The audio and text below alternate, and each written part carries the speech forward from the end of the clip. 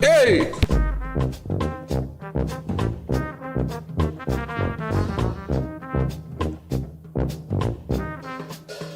Let's do it!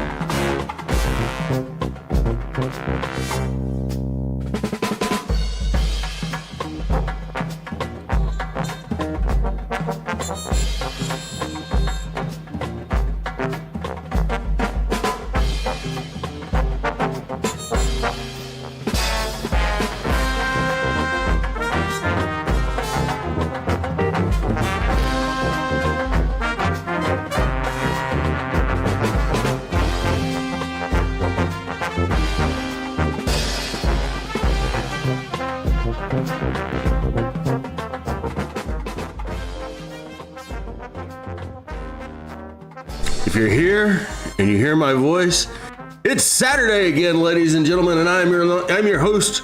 I'm your lone wolf Usul, and I'm here with a whole big set of cases from this past week.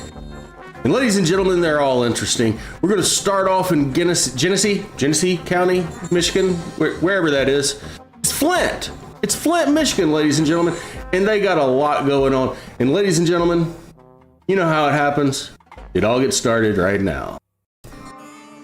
Hey, how about John Wagner versus Dennis Dalton III? Anything there? I'd be sitting in the car and enjoying. Anything matter? John Wagner versus Dennis Dalton III. Good morning, Your Honor.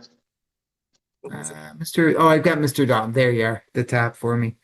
Do I have John Wagner? Mr. Wagner, you just need to unmute for me there. Yes, I'm here. Here you go. Okay. Now, I'm going to do something I don't normally do. I'm going to put my face on the screen.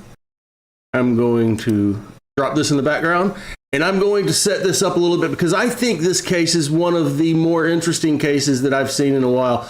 Although you may differ. Let's check it out together.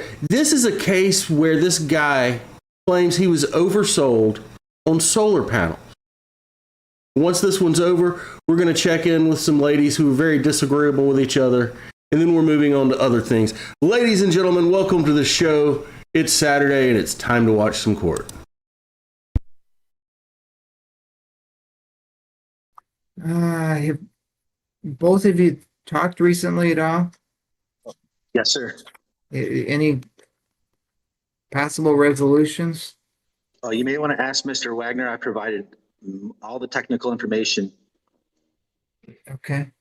Mr. Wagner? My claim is that he oversold me on my solar panel system. Yeah, and we can get into that a little bit. I'm just asking as far as the two of you, if you resolve something, No, that's great. We can move on. No? Okay. All right. Well, both of you raise your right hands for me. Go. Do you swear from the testimony you're about to give will be the truth? yes, I do. Yes, sir. Okay. Okay. And Mr. Wagner, this is your claim. First of all, is there a written contract between the two of you? I didn't see a written no, agreement. Nothing in writing?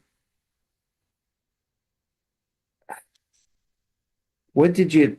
Yes, sir. We have an invoice signature showing the total amount of the solar panel system and what the details were. So he did sign that. So I do have a copy of that if you need to see that, sir. That just shows like the total system and what we were going to install for him. Yes, sir. That's probably what I'm looking for, quite Yes, honestly. sir. I've got that right here, sir. I'll pull that right up and show you. One second. Can you, yeah, we can do one of two things. If you're savvy enough, if you can get it, maybe you can't. If I share the screen with you, can you get it? Can you share the screen with me? If not, I'll have I you. can take a picture of it, sir, and send it to you however you'd like. I have it right here in my Yep, hand, sir. you know what? That might be even easier for you right now. Yeah, it's gonna be hard for me to see it that way. Yeah, I'm gonna give you an email address to send it to for me. Absolutely. I can actually scan it while we're on the phone. I can scan it to my computer and send it to the email address if you'd like to tell me what that That'll email would work. be, please. Yep, that'll work. That's Okay, sir. it. I'm going to go ahead and get started on this. What this is dated back from December 8th of 2023. And this was just basically showing every single thing that entailed the solar system. And then, of course, I just wrote on here that he agreed to the price and the terms of the loan because we had to get a loan through Michigan Saves. And that was a 22 panel system and 11.4 kW inverter, and then the signature John Wagner and the dates. I'll be sending this Okay, right so over. you send that over to me, and Mr. Wagner will we'll discuss that as well. I'll take a. I can do Let me that get while we're off this. talking, sir. It's Oh, okay. I have a computer right here. I can actually work while we're talking. okay. All right, that'll work. That'll work. Mr. Wagner, so I'm going to get that paperwork. So you bought a system from Mr. Dalton. And it looks like it's Buddy Dalton and Energy Freedom Solar. Is that right? Yes. Okay. So tell me, when you say system, what is it? Solar panels for my house. Okay. And you originally, it looks like you paid, according to your complaint here, 32,971. Is that right? Correct. Okay, Yes. and that it says you paid for a 12.1 kilowatt solar system. Is that right so far? Yes. And you said his miscalculations me says let me be able to use only 10.0 kilowatts for the system. Is that what you're claiming so far? Yes. Okay. So help me out with how do you come up with your figures? First of all, he sold you the 12.1 kilowatt solar system. How do you know it was a 12.1 kilowatt system? Well, that's what he told me, and that's what I signed for. So that's what he told you. And so we'll get the inventory on that as well. We'll take a look at that. And then so how do you know that you're only able to use 10 kilowatts? Well, because he told me that too. He told me Consumers Energy wouldn't let me use 12.1 kilowatts because of the transformer on my pole or something like that. Okay. Was too small. Okay. So gosh, if he was right up front with that, so where's your claim then? If the claim is that you can only use 10 kilowatts and he told you that was what you're going to be able to use. He didn't tell me that claim? up front. What did he? I thought that's what you just told me. When did he tell you that you'd only be able to use 10? He didn't tell me that up front though. He sold me a 12.1 kilowatt. It's called an inverter. Okay. Yeah. And he had the solar company, I mean the inverter company, they could turn that down to 10 kilowatts. Okay. So I paid for a 12.1 kilowatt, and I'm only able to use 10 kilowatts. So I'm only able to use 82% of what I paid for. So tell me out right there. So you're telling me that he said, okay, here's a 12.1 kilowatt solar system. This is what you're gonna need, or this is what you're gonna have. Correct? I'm not sure exactly what you mean. Well, at some point, when did you find out you could only use 10.0 kilowatts? After it was activated. After it was activated. Okay. And how did you find that out then? That's what Buddy ended up telling me. My whole point is he sold me a 12.1 kilowatt inverter and he knew I only needed a 10 kilowatt inverter.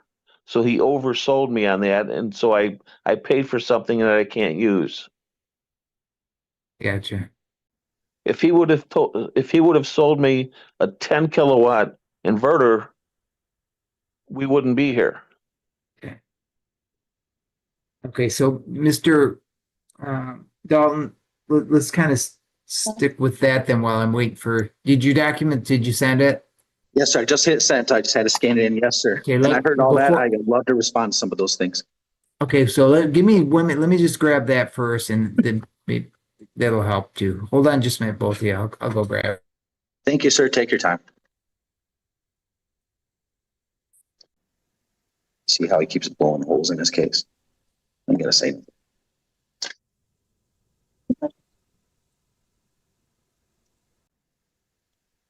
Okay, so now I'm going to start saying. Watch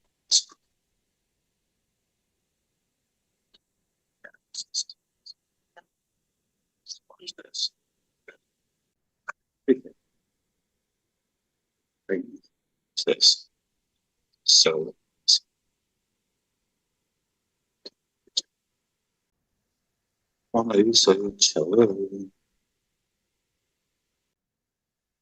Just hope we're not on the road when my case comes up because it breaks up. Yeah, I thought about that. All right, Mr. Dalton, I think our whole system must be slow.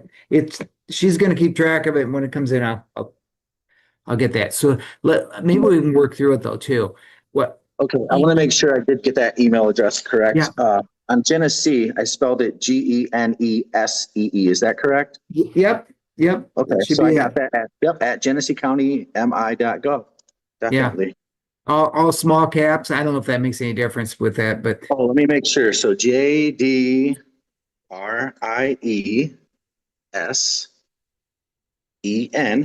at GENESEE. If I got that spelled right, it's always tricky on the yeah, Genesee. I know. part. Yeah. County. I think even I've seen signs with it spelled wrong. like state signs. JDRI. Yeah, I'm going to that's put on here. it. This is a different email. I'm just going to put EFS is our company, energy info, and then I'm going ahead and just send. I'm just going to write the body of it, info, and there's a couple of things in addition to that invoice I want to submit. I can submit many. I have submitted so much proof of this. It's unbelievable, sir, but I'm willing to explain each and every part of this, and I'm glad to have this discussion. I thank you so much for your time. I really want to get you this email so you can review it, sir. Good. But basically, I mean, the main thing of it is, sir, I'll admit it right here, what it says, it shows right on here, the 22 panels, and that's how we get to the 12.1 is 22 times 550 watts per panel is 12,100 watts. That's how we come to 12.1 kW. The reason we get that is because the energy company only allows a certain size. So I did the best I could to get him 100% of his solar panels. Okay, so that's probably where so each, how many, 22 panels total? Yes, sir. And each of them is called the Z-Shine 550 watt.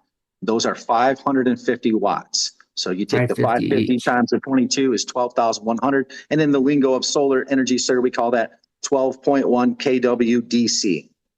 That means the total size of the solar system. Okay. And where was this installed, on a roof of some sort or a backyard? What was it done? The most perfect way we can install it was on his ground mount in this case, because he didn't have adequate roof space. And so we were able to install the system on a Mid-America Solar made in Michigan ground mount hard rolled galvanized steel rack. And then of course the panels were facing at exactly 180 degrees azimuth at a 30-degree tilt, which is the perfect formula to get a solar system. Yeah, because we're going to get that full east to west. And luckily, Mr. Wagner has no trees, buildings, or other obstructions on his system. So we're able to produce a PV Watts report that's from the website. PV Watts, sir, is a government-funded website with 40 years of weather data there, sir, for his, I put in his address. And I verified this back in December of 2023, that a 12.1 kW DC solar system would produce just north of 16,000 kilowatt hours in 1 year. And that's what we were shooting for. That was our goal, sir. Okay, so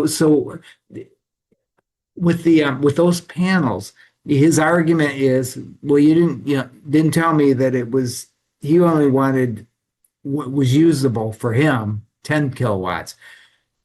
Explain, was there a way to get it to 10 kilowatts as opposed to the 12.1, given I guess it's the panels Yes, is sir. the predicament. Okay, go I would ahead. love to explain that, sir. The reason why we set his inverter at 10,000 watts, sir, is because there's no chance that 12,100 watts of DC solar panels can put out more than 10,000 watts of constant output. So what I mean is there's a time of day from 11 a.m. to 3 p.m. where you would say is the perfect amount of sunshine hitting the solar panels.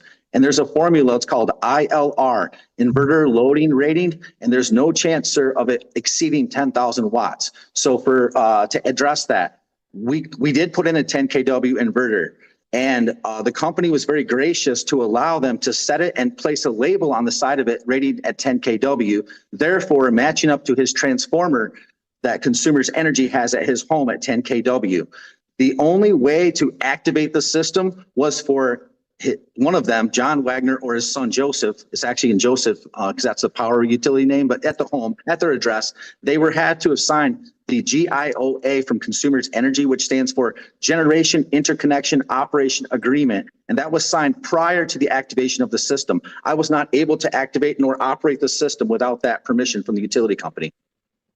Okay, was it at that point he would have known that it was limited to 10 kilowatts?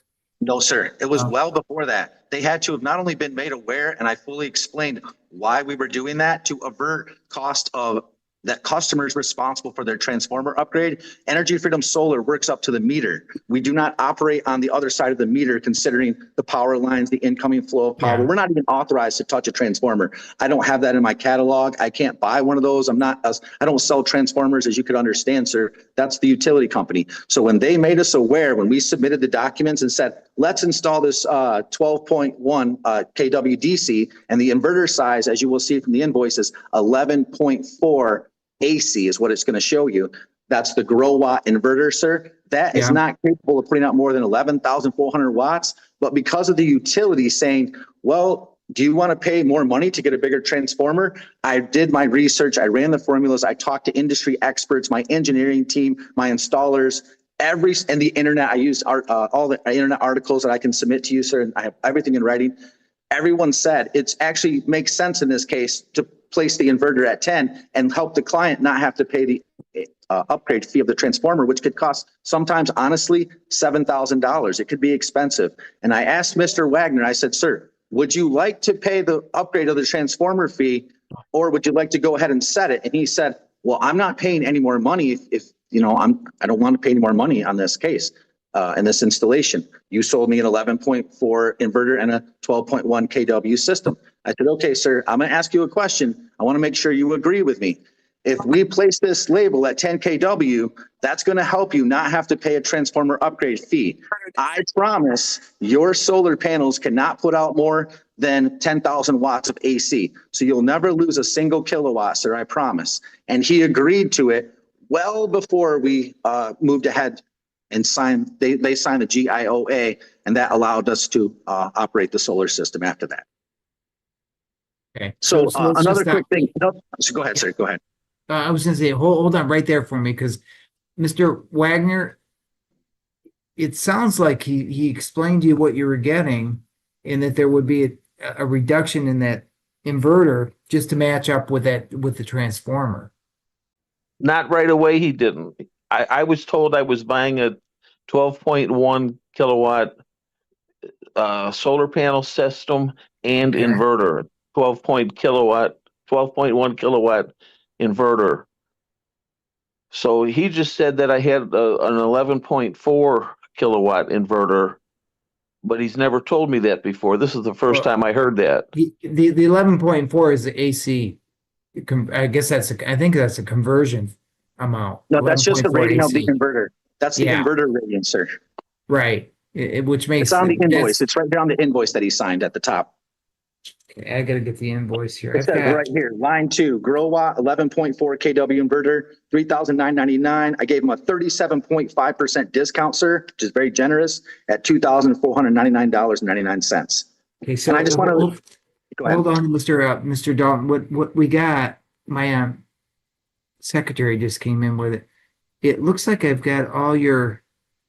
I don't see the actual invoice. I've got. Okay, I got you, sir. Well, hey, at least the email's working. That's great. Let me try again with the invoice here. No problem. Yeah, just the whatever that is, that one page or whatever that invoice is. That's Okay, the so biggest one. luckily my email, it did go through last time, like you said, so it saved Yeah. it. I'm just going to put the word invoice in the body and invoice in the message, so it'll go right through this time here, sir. Okay. No problem. Right. But it does say clearly 11.4 was the rating of the inverter. Okay, that's what I need more than anything for both your sakes. And that's coming across here. It'll come through in just a second here for us, sir. Okay. All right. So again, it's line 2. Okay. So, you know, when he's saying we wouldn't be here if I would have sold him a 10 kW. I did sell him a 10 kW because an 11.4 inverter is a 10 kW. And that's where Grow Watt, not only did they verify that, not only did they help us, because I was asking them to go ahead and swap it. I know that's a lot of money for me, sir, to just hold on to an extra inverter. I didn't really need a 11.4, honestly. What am I going to do with it? And they wouldn't take it back at my distributor. They told me no. So I was going to go ahead and uninstall it and put in a 10.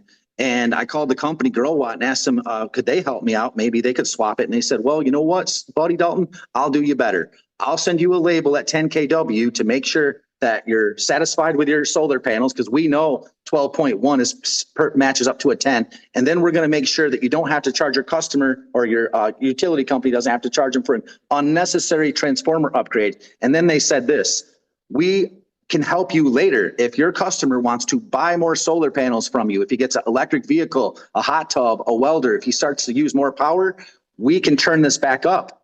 We can just call us. And I've told Mr. Wagner this multiple times. If he wants to go ahead and use his 11.4 kW inverter, it's a simple phone call to the company Grow Watt. They have excellent customer service. They will literally turn it up with a computer and send him a new label he can stick on the side of it. He doesn't need it today, but if he chooses to add more solar panels, which he might want to do, that's okay. He could actually pursue that on his own, or he could hire any solar company to help him to add more to his system. But today it's set at 10 because that's the rules with Consumers Energy's transformer sizing.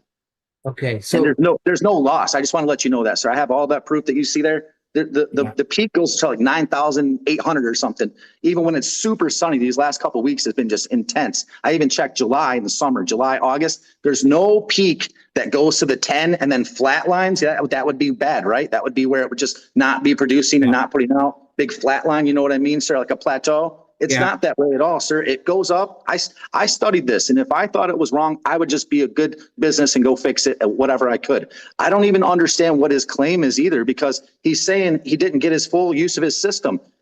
I have a report here, sir. I'm going to send you. This is from, I'm glad you're getting emails from, by the way. I have a written report from Grow Watt, his inverter company, that specifically says, based on the inverter specifications and standard solar design practice, a DC to AC ratio of 1.21, 12.1 DC to 10 kW AC is well within acceptable design parameters.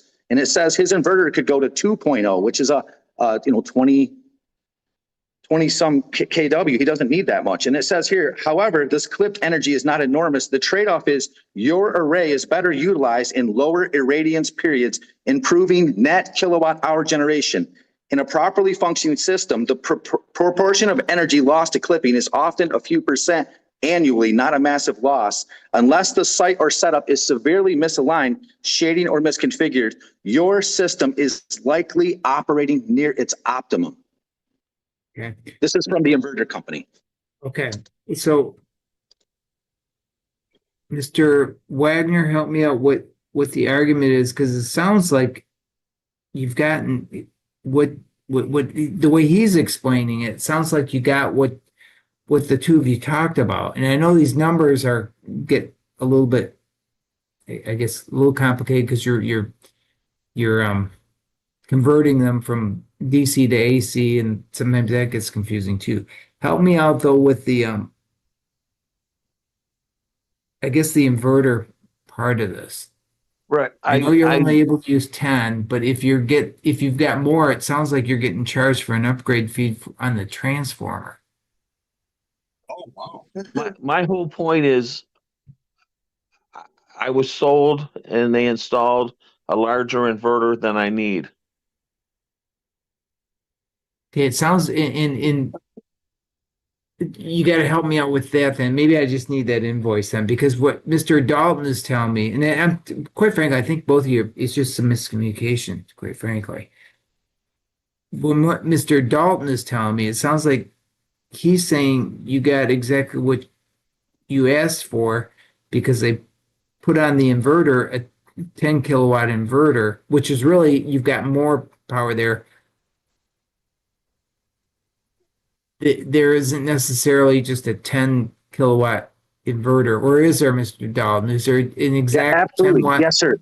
Yes, but the cost is $0. There's no difference. It would be. Okay, that's what I was going to ask. difference in That was cost. going to be my I next certainly could have. question. I was trying to. I definitely tried to buy one and replace it. And the inverter company said, well, you don't have to waste your money, buddy. We'll just set it for you what you want. And then if the customer wants to add more panels, he can just call them up and add. Okay, so that's add more where later. okay, now that was going to be my next question. So they actually have a 10 kilowatt converter or inverter, but you didn't pay extra for this inverter he got. It would have been the same price one way or the other. Yes, sir. No, I've got a text from Buddy that says there's the price difference in the inverters.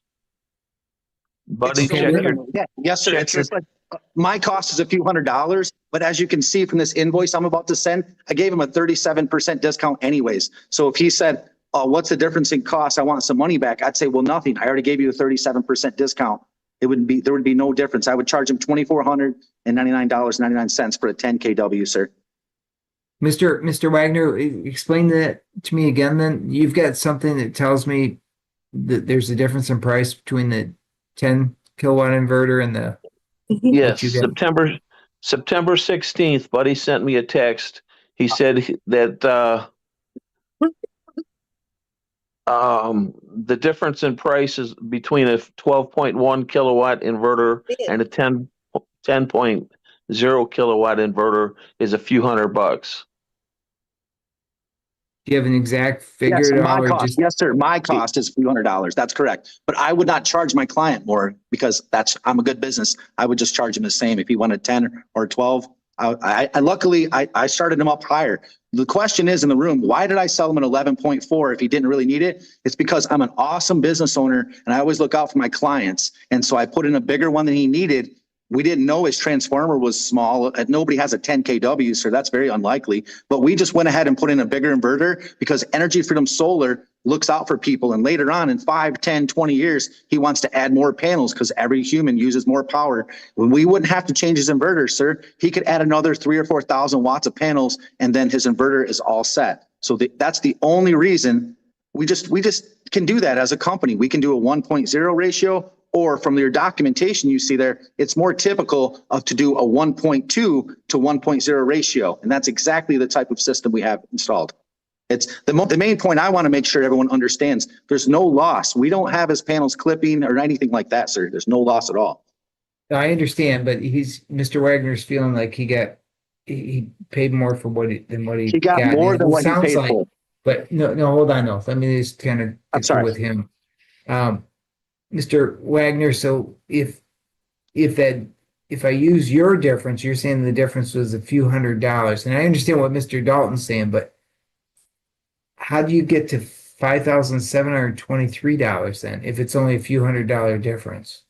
I came up with that figure before he told me about the few $100s, and he didn't put a number on it. He did literally said a few hundred. He didn't say 2. He didn't say 3. He didn't say 4. He just said a few $100s. May I address that, sir? Yeah. That's hearsay, number one. Number two, I said my cost. I did not say what I would charge you, Mr. Wagner. The result would be the same cost, $2,499.99. That would charge you for a 10 kW or a 12.1. The difference for you, sir, is $0. You never told me that. You're making up a story on hearsay that you think what I said. That's not something admissible in court. Do you have any paperwork where I said that? Yes, we're both, everybody's here and everybody's sworn under oath. So let's, Mr. Dalton, when I get the, where, I guess, where can I find that communication? Is that in some of this paperwork somewhere? Mr. Wagner, you said you seem to have something that says that. It's Is a that language? text message, It's a and text message? I don't know how to send it to you. Mr. Dalton, would that, do you have by chance have that text? Yeah, That I've just got that small miles. portion? Absolutely, sir. I've got miles of text messages, and I had to actually block Mr. Wagner because of the intense amount of times he would bother me with this situation. I asked him to stop, please stop texting me, and he wouldn't. And then he continued to harass. I felt like he was harassing me, sir. So I had to actually go talk to the local police department, honestly. But it's in there. It's probably a mile and a half back in my text. And I can tell you exactly what it said, sir. It said, because I am under oath, I tell you the truth. It said there is a difference in cost of a few $100s of what an inverter would cost from a 12.1 to a 10 kW. That's what it would cost a company. That's what I was telling him. There, nowhere in this text does it say, I would have charged you differently. I wouldn't have. I know myself and I know how I bid these things back from December 8th of 2023. Even if it was, well, today's October 6th, I would do it exactly the same way today, sir. Okay, so you're telling me that in no uncertain terms you use the phrase, there's a difference in cost. In dealer, yes, sir. In like what I said was in my cost. Mr. There's a difference of what I would have to pay for that. Yes, sir. Not of what Okay, Mr. Mr. Wagner would have to pay. Mr. Wagner, do you by chance have that text message right in front of you that you can read it to me? Yes, I do, but I'll have to put you off camera to do that. Okay, do that. If you can do it fairly quickly, we'll do that. Just find that portion, Mr. Dalton, listen to what he's telling me, and we'll, work through that part. Okay, sir. Okay. Right now I'm working on sending you the email forwarded from his company, Growatt. I asked them to do a little bit of research. I wanted to make sure that everything was okay. I asked them, I gave him Mr. Wagner's address. I gave him his serial number. They've got the proof since March of 2024. They can look at all the daily graphs and histories. That's the technical service at Growatt. And I told them, can you please perform a kilowatt hour production investigation and respond with a written report? The main question is, are the 12,100 watts DC producing the maximum AC with a 10,000 watt Growatt inverter, or are the 12,100 watts of solar panels too powerful for the 10 kW inverter, resulting in a massive amount of clipping overall kilowatt hour production loss?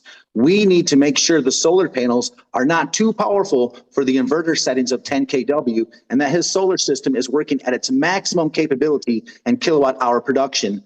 Please be as detailed as possible in making sure that the system is working at a 1.2 to 1.0 AC ratio and acceptable for this client.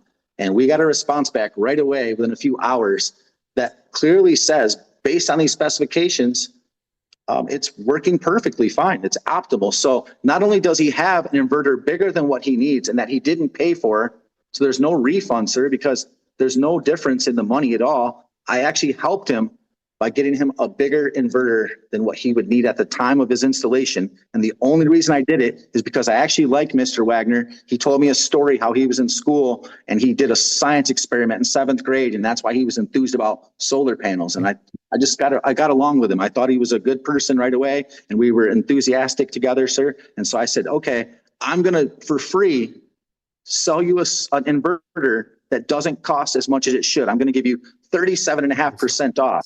So if I sold them that retail, that 10 kW inverter, I can just tell you, sir, the MSRP is probably about $3,500. So in this case, if he was to buy a 10 kW, he would have saved $1,000 off my price anyways. I already gave him a discount. So it's 11.4, same thing. Yeah. Okay, Mr. Dalton. So just sit tight for Mr. Wagner. And I sent you the email on that Growatt response. I'll get that. Mr. Wagner, are you still there? Yes, I am. Can you hear me? Yep. Can you, if you got it in front of you by chance? Yes, I've got that text. I'm looking right at it. Okay, so why don't you read it directly right off of that for me? Okay, this is Buddy talking to me. He says, what you are really asking for is the cost difference from a 12.1 kilowatt inverter to a 10 kilowatt inverter, which is really just a few $100s, if that. That's a quote. Okay. Okay. It, is there anything above that that would help me No. out, that's the biggest part. So read it again to me. The cost, what you're really asking for. Go ahead and do it right over again for me. Okay, he said, what you are really asking for is the cost difference from a 12.1 kilowatt inverter to a 10 kilowatt inverter, which is really just a few $100s, if that. Okay. And what was your response to that? Is there a response right after that? My response to him, you mean? Yeah, right after that quote you just gave me. Do Oh, you respond to that at all? What he asked me to apologize to him and to dismiss my case. I told oh, him, I said, my suit speaks for itself. No dismissal, no apologies, unless you want to settle. okay. Okay. Sir, is there any chance I can make one more statement, please? You can. I'm ready to make a decision. I did not receive that invoice. I get a bunch of other documentation, but no invoice. So I'm so I'm going sorry to make about a that, sir. decision though. That's okay. I'm going to make a decision for both of you. Go ahead, Mr. Don. What else did you want to say? Thank you, sir. Our job as a solar company is to make sure that 12,100 watts of solar panels are operating. So in fact, by turning the system down to 10 kW did not change that he owns an 11.4 kW inverter. He really surely does, sir.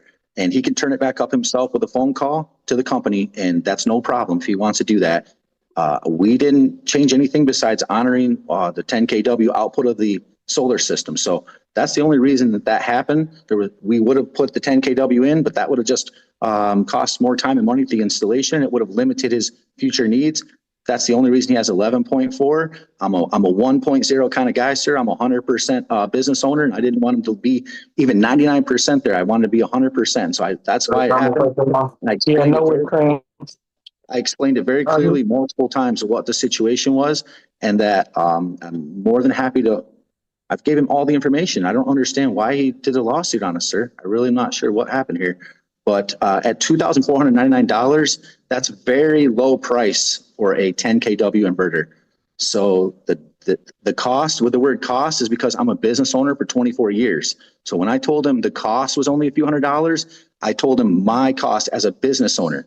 And in fact, his cost was nothing. I waived the fee. There would be no fee. If he would have called me up and said, hey buddy, how much is a 10 kW inverter? Grow watt's going to be $2,499, sir. It's the same price as 11.4, Judge Goggins. Thank you. Okay. Okay, sure. Mr. Wagner, you get final say on it. Anything else? Your claim, you get final say. I'm sorry, I didn't hear you. You get final say. Anything else you want to tell me before I make a decision? Well, I feel like he oversold me. That's all. Okay. You know, Go ahead. he sold me something for in the future. He just said that he sold me something for in the future. That's not what I bought, but apparently that's what I got. I have looked at all the documentation. I'm going to make a decision for both of you. Okay. Do find that unfortunately there's a little miscommunication with what was being purchased as opposed to what was being sold. You get a lot of numbers floating around for both your sakes. I will say I've asked a couple of times to look at the invoice. Have not received the invoice, but I've heard enough testimony from both sides at this point that there's some miscommunications with what was sold as opposed to what Mr. Wagner was receiving. The differences between those two inverters, a 10 kilowatt inverter as opposed to a 12.1 kilowatt inverter. I do believe that what Mr. Wagner got was more than what he thought he was getting anyways, but for him, it was not usable. For him, it just, whether it is or is not, everybody's it's kind of subjective for at this stage of the game, but he expected he was getting a 10 kilowatt inverter as opposed to 12.1. I do believe there's some cost differential in there, and that cost differential is, I heard cost of a few $100. I'm going to use the figure of $200 between the two. Grant judgment for Mr. Wagner in the amount of $200 plus court costs of totaling $126 for a total of $326 to Mr. Wagner. Okay. And that will at least put finality on this for both of your sakes. Okay. Thank you. All right. Good luck to both of you. Bye now. Thank you, sir. You're welcome. Bye. That case finally got over. Huh? What? Is this bad? And I keep muting you on that iPhone, and you're using profanity in the background. I keep muting you, trying to help you out.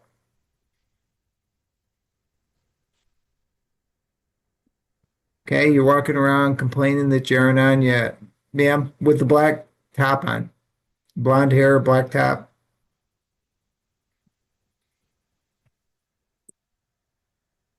I mean, you're not gonna say anything now?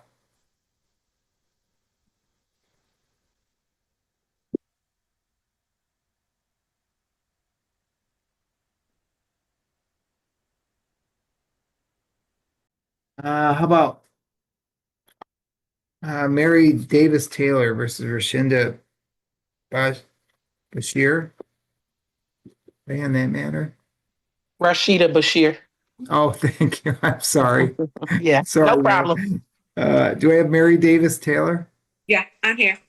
Right down. Oh, right next. There you go, ma'am. Gotcha. Let's see. Assuming is there a written contract between the two of you? I looked at the file earlier, but I don't see a written agreement. Was there any kind of a? Yes, I have an invoice that I can send in. We can sure try it again. Is it? I do have it. What I have in the file from, I guess Miss Davis Taylor is from St. George Banquet Center. But is there another agreement between the two of you?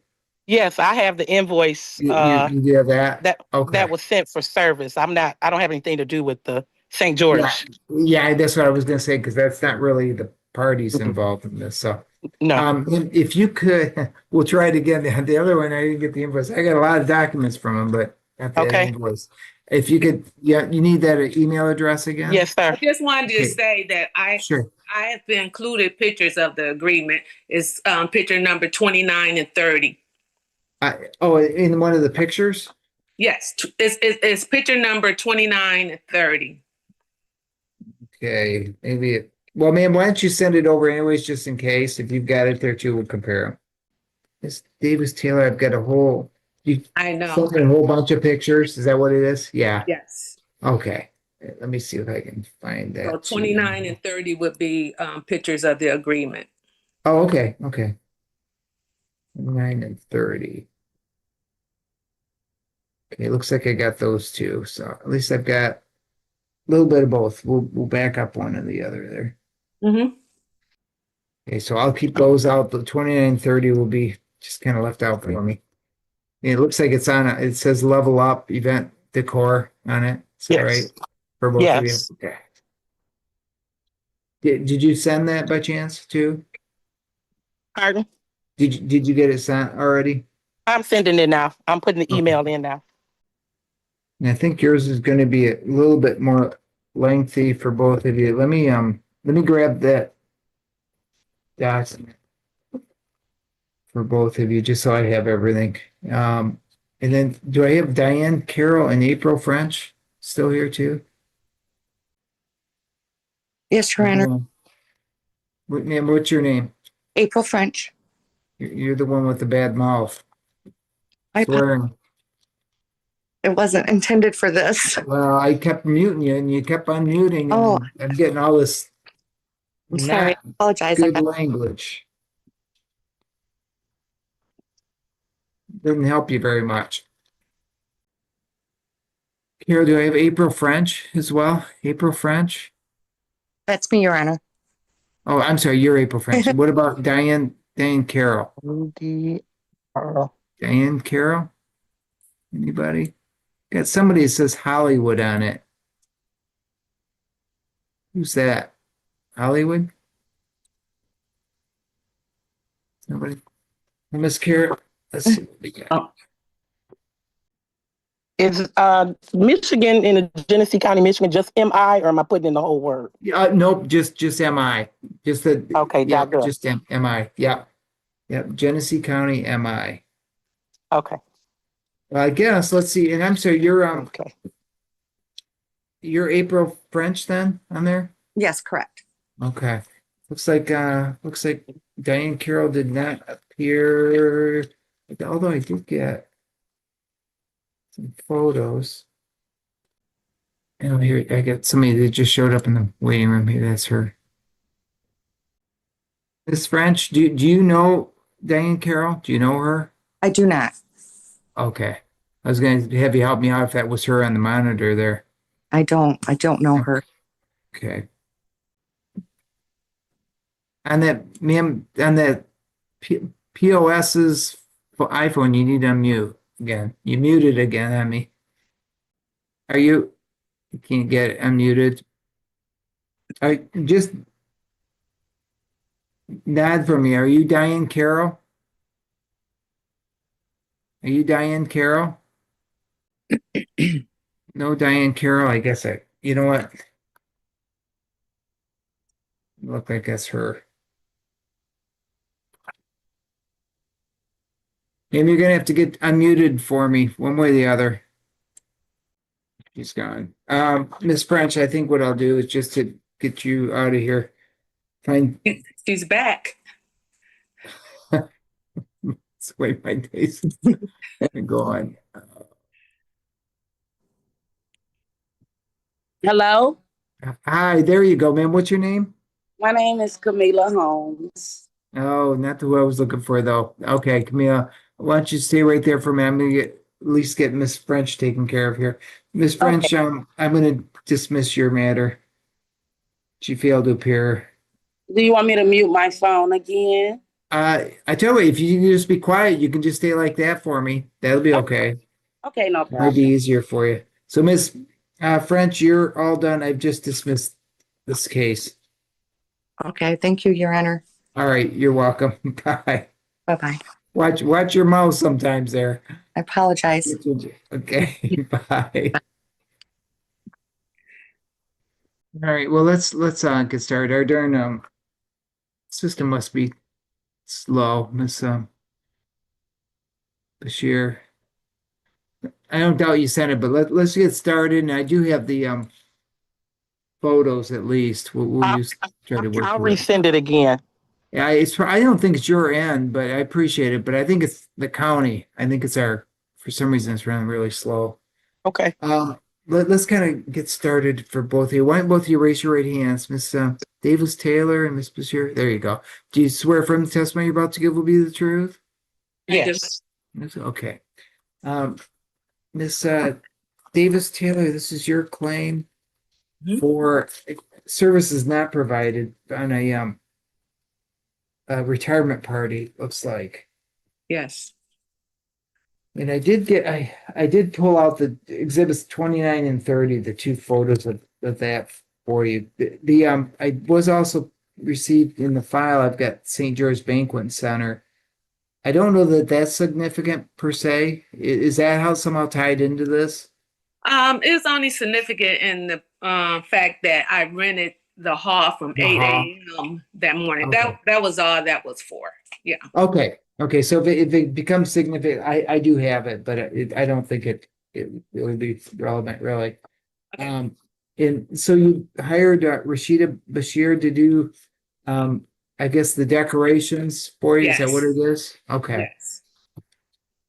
And was there anything signed or is this the agreement that on these No, two photos?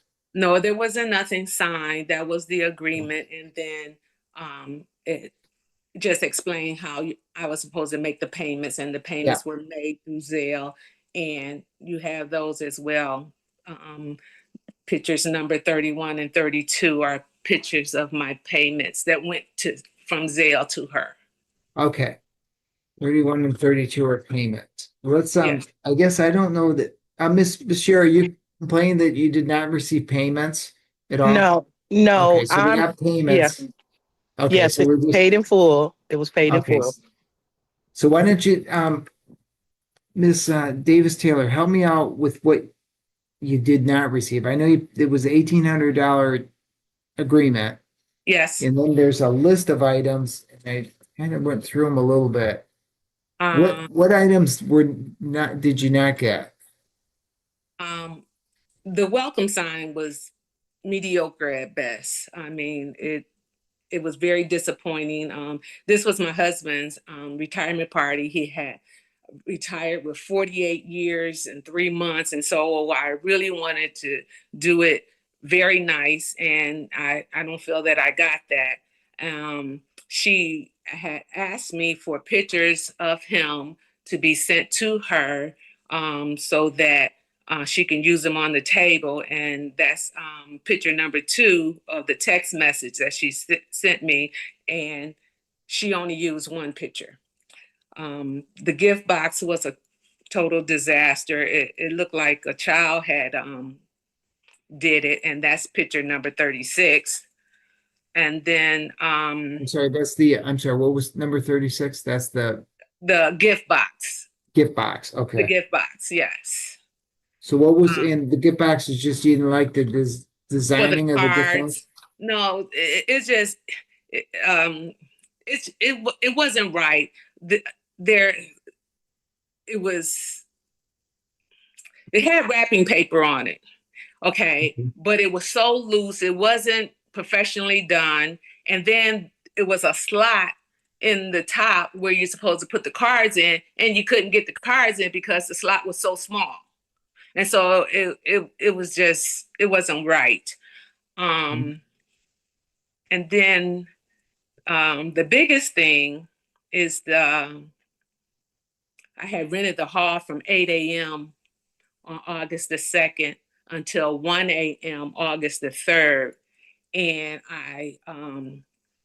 and those would be pictures number 6, 7, and number 14, which I sent her the code on how she can enter into the hall and she can do what she needed to do and get it done. And that she wasn't done. Matter of fact, I asked her when was she was going to be done with that, and she said I should be done by 2, but if I'm running a little late, it'll be 2:30 at the latest. Okay. And needless to say, at 6 o'clock, when my husband's event started, she was still there trying to decorate the hall. And I was very embarrassed because I put a lot of thought and money into this, and I didn't get what I expected. And I had then the photo backdrop where people go and take pictures with the honoree. I told her, if you look at text messages 13 and pictures 17 and 18, I told her that I wanted black, gold, and white balloons, and she said that would be no problem. But needless to say, there were not any. The balloons were mediocre. They were very few. They were sparse. And I sent pictures. I have pictures in there that show you what the backdrop looked like, which was picture number 34 and 35.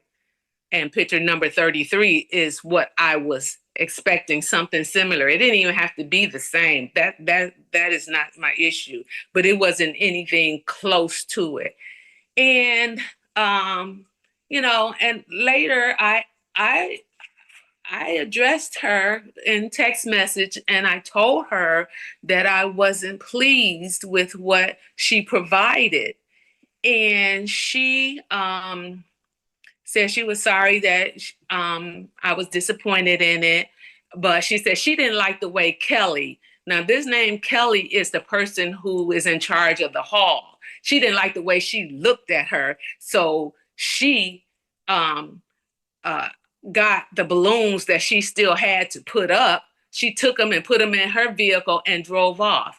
And I'm like, you didn't like the way Kelly looked at you.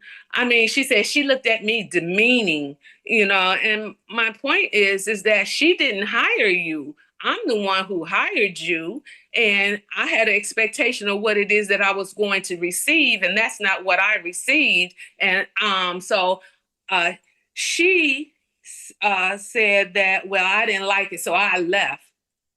Unacceptable. And I can't speak for Kelly, but I would think that whatever she felt had nothing to do with her. And if she felt some kind of way, she could have came to me because I was there at the hall. And she did not do that. She just left. So a lot of what I was expecting, I did not get. Okay. And when you say I'm sorry, you said Kelly, some gal named Kelly. Was this at the end just before the retirement party started? Is that what you're telling me? Yes, because see, what happens is, like anybody that's doing work, like our DJ, they were provided with the code that they can come into a certain door and set up and everything. Yeah. She was provided with a code to come in and do what she needed to do, and as early as 8 that morning, but she did not.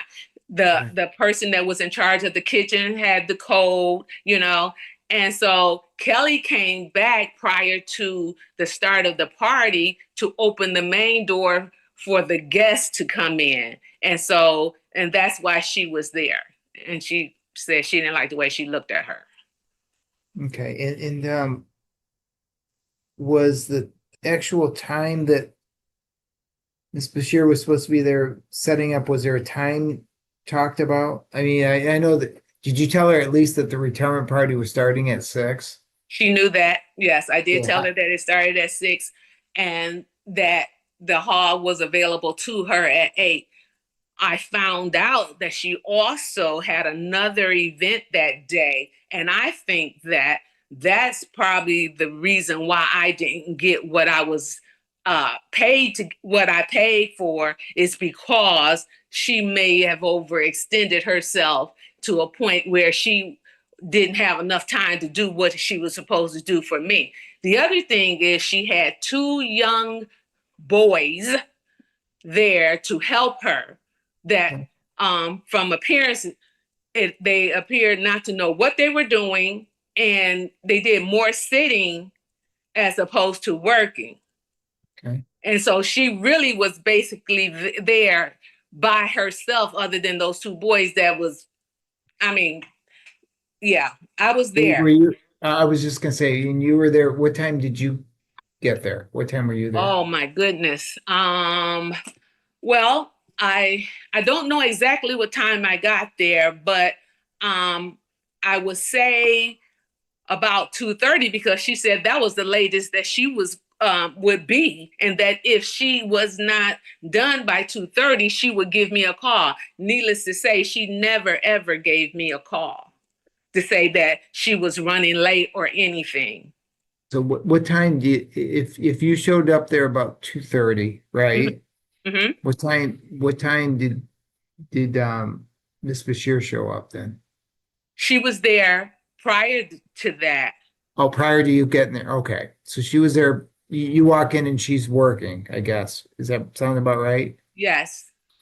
When I'm anticipating that, well, okay, at 2:30, you should have been done at 2, and you said if you was going to if it was going to be running late, it would be 2:30 at the latest. But you're Okay. still not done. Now I'm still there, and it's 6 o'clock, and Kelly says, Mary, do you want me to open up the doors? And I'm like, she said, because people are waiting outside. And I said, yes. I mean, that's not fair I'm to my sorry, guests. And what time was that about? Which she said, do you want me to open up the doors? When was 6. that? That 6 was at o'clock. 6. Okay. Okay. Does that, I'll give you a chance to tell me anything beyond that, but is that pretty much a summary of what you're complaining of? Yes, I didn't get what Okay. I paid for. Okay. And I also have a statement, I'm sure you see it already, from a person that witnessed the whole thing. Yeah. Yeah, and I can't really use that without them here, Okay, so I that's can look fine. at it. So, That's fine. let me hear from Ms. Bashir, and then we'll see where we're at. Ms. Bashir? Good afternoon, Judge Goggins. I want to start this with saying I do understand one's perception is their reality. Okay. Miss Mary Davis Taylor reached out to me about doing her husband's retirement party. We went back and forth for a while on what she wanted, what she didn't want. She explicitly told me that she did not want anything fancy. He's simple. He's a simple guy. I didn't have to do, these big tall centerpieces, different things for the party. Okay. That was number one. As in reference to the welcome sign, the welcome sign was a welcome sign that I do a lot of times depending upon the invoice pricing of the event. Now, she reached out to me by text and told me she thought it should have been in a picture frame. Well, she didn't pay for that type of a welcome sign in her package. I have a message here where she told me she had sticker shock when I sent her the first invoice. She wanted a setup for 300 guests. She had a budget of $1,500. That is $5 a person. Okay. I can't do that. I sent her the invoice. She said, I guess she couldn't afford it. I resent her another invoice where she took the amount of guests down.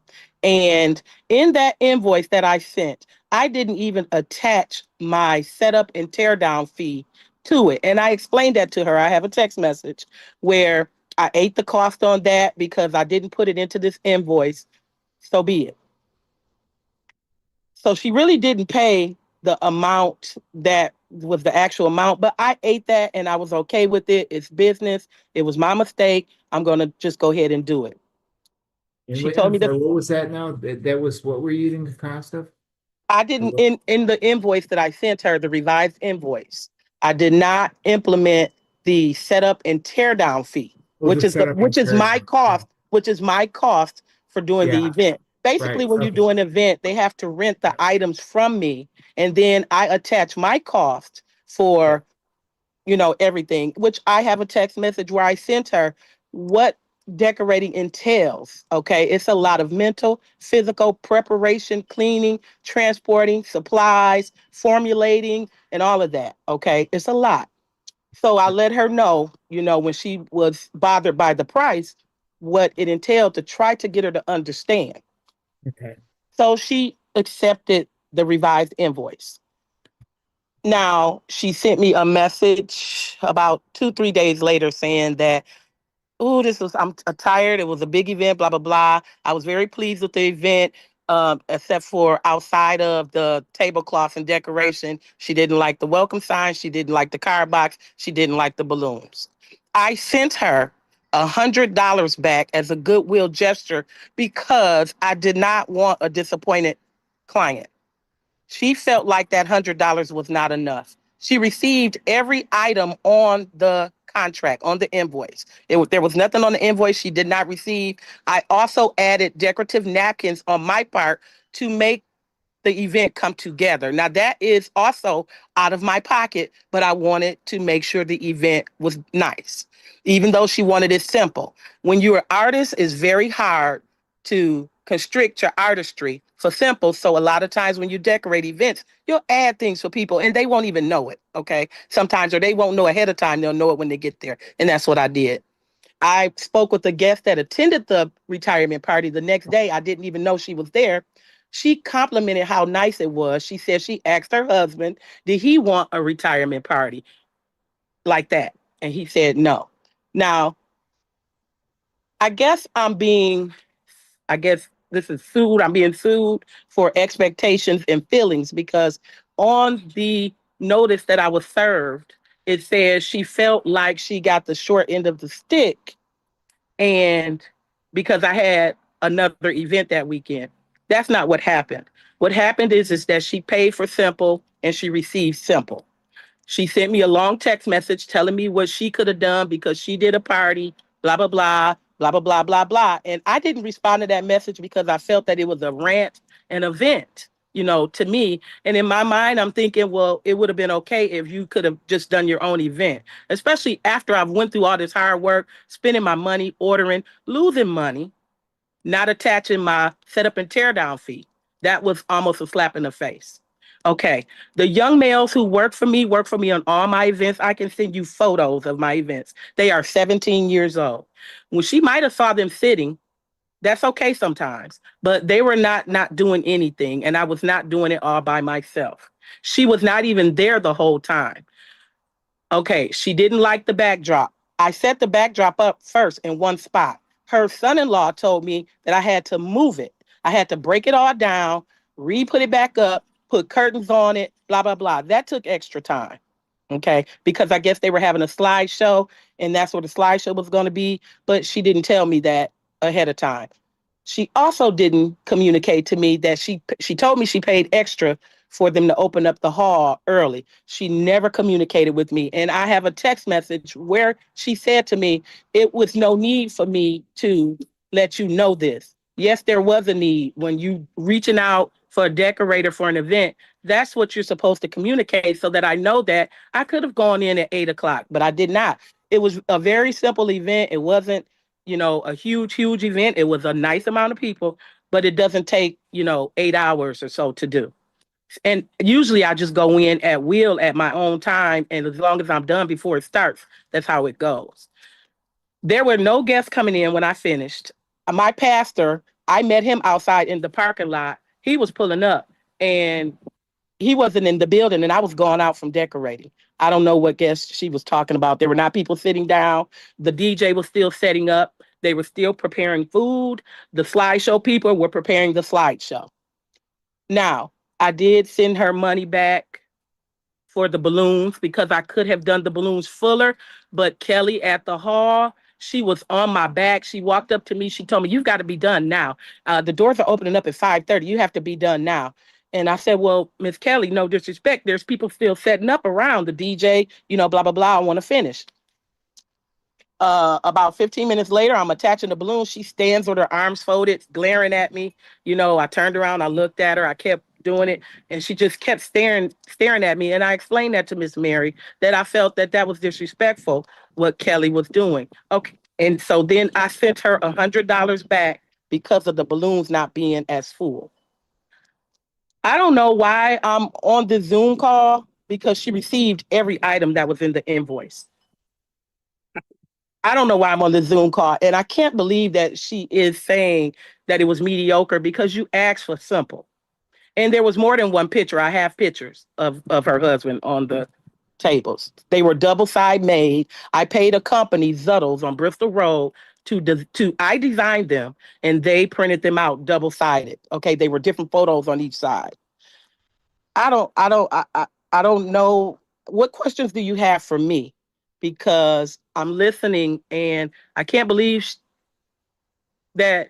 I do have one question with regard to the balloons. What you're talking about the balloons on the backdrop? So there's some curtains that she told me she wanted curtains and some balloons. She never sent me a sample. I have all the text messages printed out. So for her to expect something she never showed, I don't know how that can happen. Okay, usually our clients that I deal with, they send me inspirations or inspos. She did not send me one for a balloon art. She just told me balloons and curtains because she didn't want it fancy. She didn't want this. She didn't want that. I mean, the whole road was, it was kind of rough. I'm not going to tell you, but I stayed professional. I stayed patient and all of that. But to sit here to hear her speak of me and my business like this, it kind of gets to me a little bit, but that's okay. I just want to get this over with because I couldn't believe it when the man walked up to me at my job and served me the paperwork.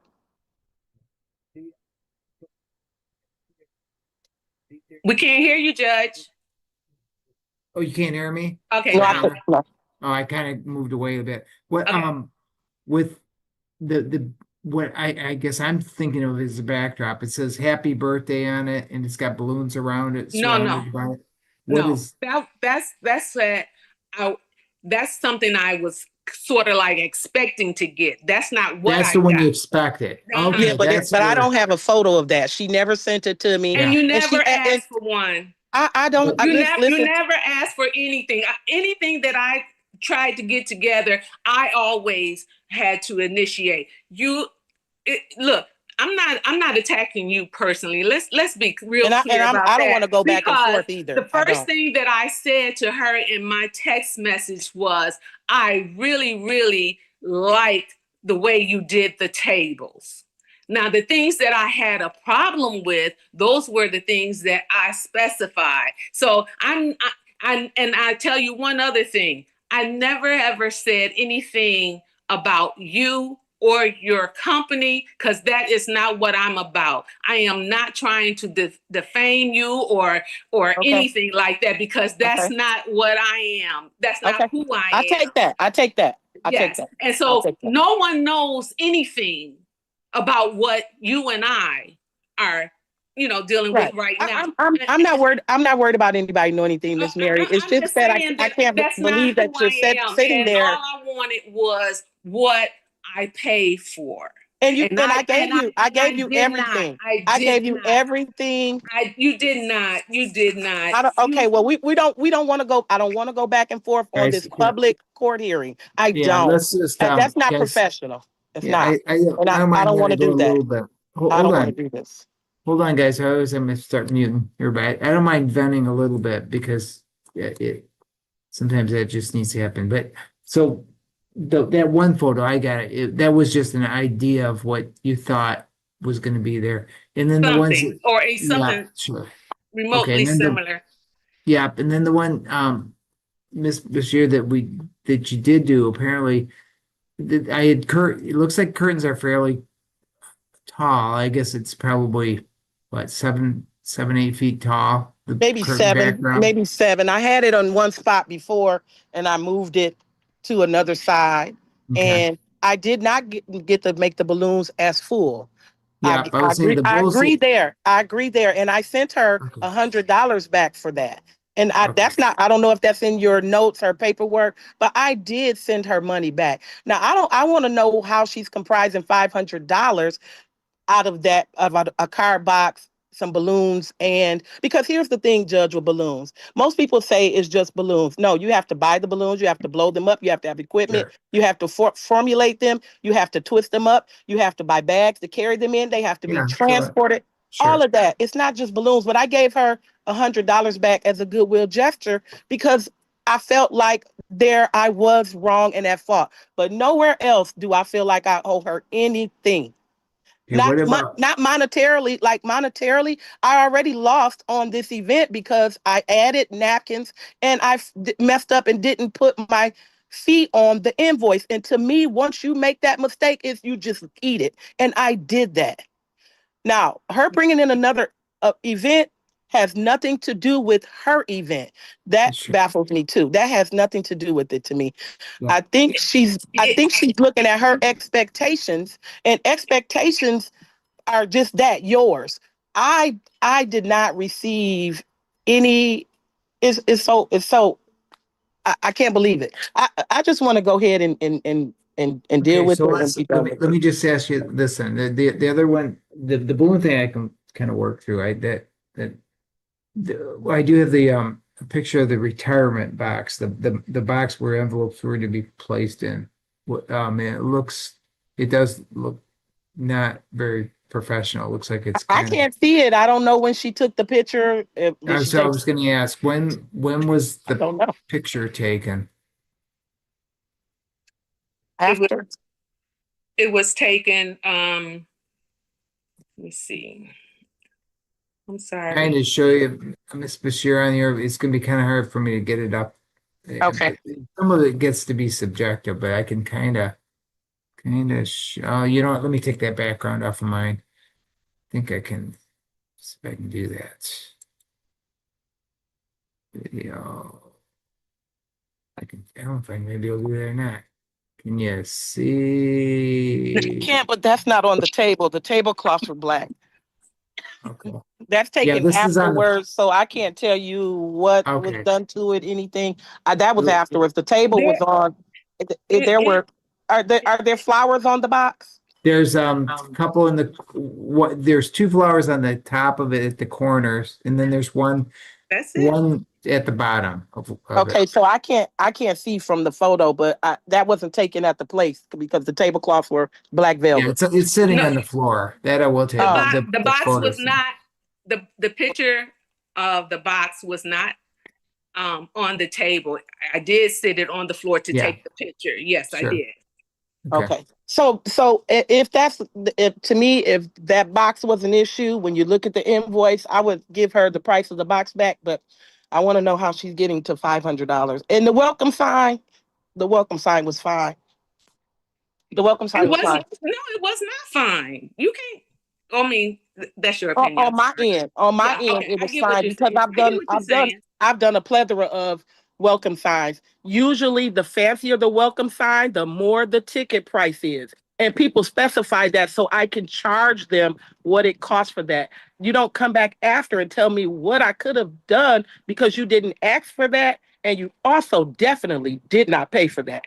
And you also told me And you when was wanted it I supposed simple. to tell you all of what I did not like when you got when you took the balloons, got in your car and or your vehicle and left?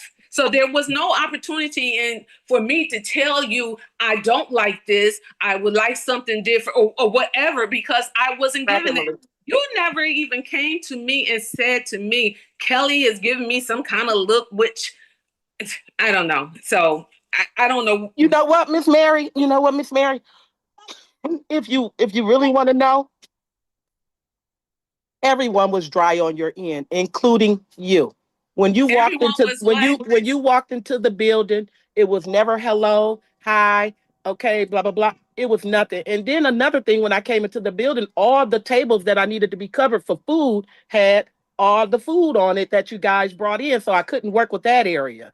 Okay, so there was never a cordial, a nice, anything pleasant. It was very much very standoffish, but I'm okay with that. I've been a hairstylist for 30 years. I deal with a lot of energies and personalities. I still do what I have to do.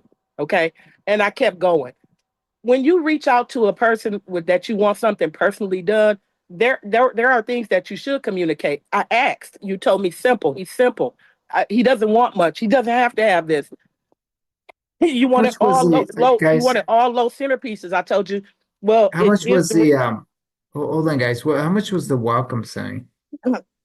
The welcome sign, I'll have to go back and look at the invoice. It might have just been inside. Let's see. Hold on. All right, welcome How sign. much was? Go ahead. I'm sorry. That basic welcome sign is about $35, $40 because I have to design. She lowballing everything because she wants. Lowballing. Did you say low? Did you say lowballing? She doesn't. Yeah, I lowballed myself on giving you the You go invoice ahead price. and speak, because How when I was much? trying to speak, you interrupted. So you go ahead. Yeah, lowballing is exactly the word for what I should have charged you for the event. I explained to you that you didn't get the full price.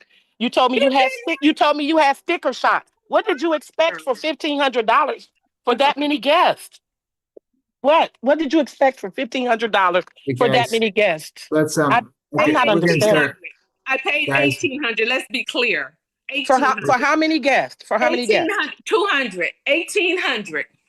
So that's not even, what is that up? So you're talking about 15, but I paid 1,800. Let's be clear about that. And Because this you is the didn't, thing. because you did not get my This fee is the involved. thing. You All did right, not get my guys, fee. I'm gonna I can't start. speak when she I'm gonna speaks. start muting everybody because I've lost control of this thing.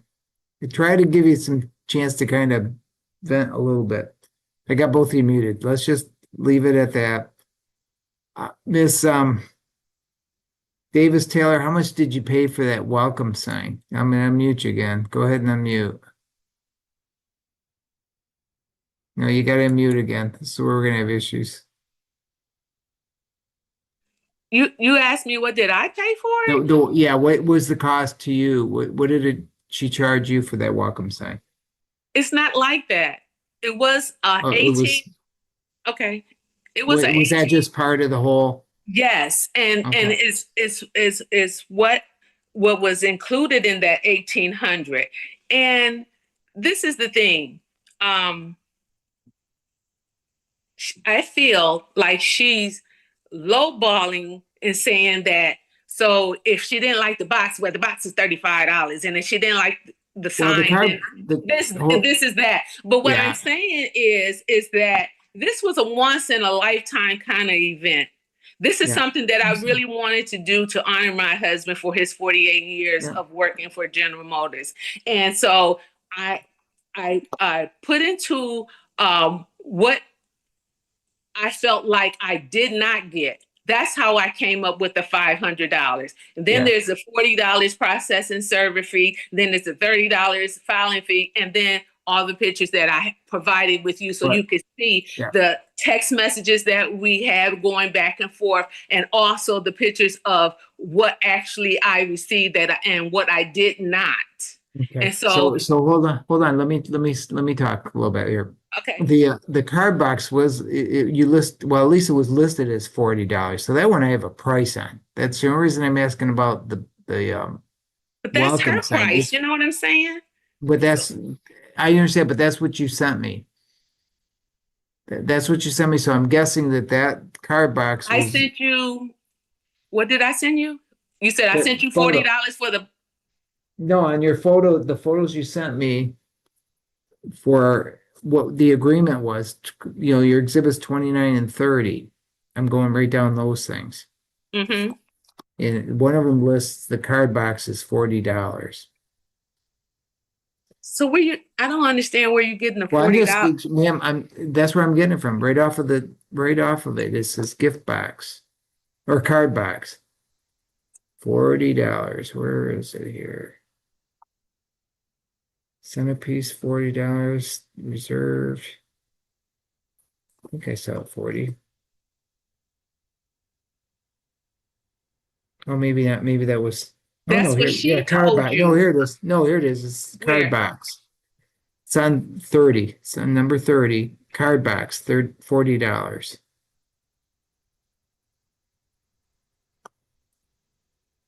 I don't see the $40 that you're. Right. On exhibit, you marked it as 30.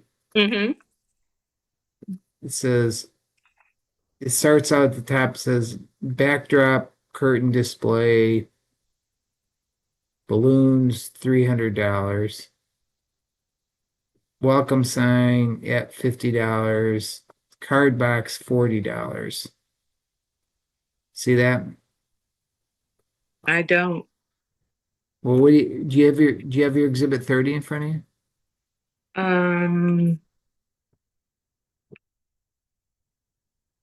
you? The picture 30 was the agreement. So Right. That's what I'm saying. That's your exhibit 30. That's part of that agreement. You got 2 pages of your agreement, 29 and 30. That's her agreement. Yes, Well, isn't that what you agreed to? I did. I did agree to that. Okay. But it wasn't an individual kind of thing. It was all of it, $1,800. Well, I And understand, but these are specifically listed as an amount. That's the thing. You got to bear with me. I'm going to go by what the two of you Okay. agreed to, All and right. those are kind of specific listed amounts. That's all. and she told me that her daughter does the boxes and she does a great job at it. So then I asked her in a text message, did your daughter do this box? Because it the box she would never answer it. She would never answer if her daughter did it because it looks like a kid did the box. Yeah. Okay. So how was the bar? The card box was sitting on a table, a gift table, it looks like. Is that right? Yes, it was. What did the gift, not the box itself, the card box, the gift table, what did that look like? It just had a tablecloth on it and the box was sitting on top. Okay. Okay.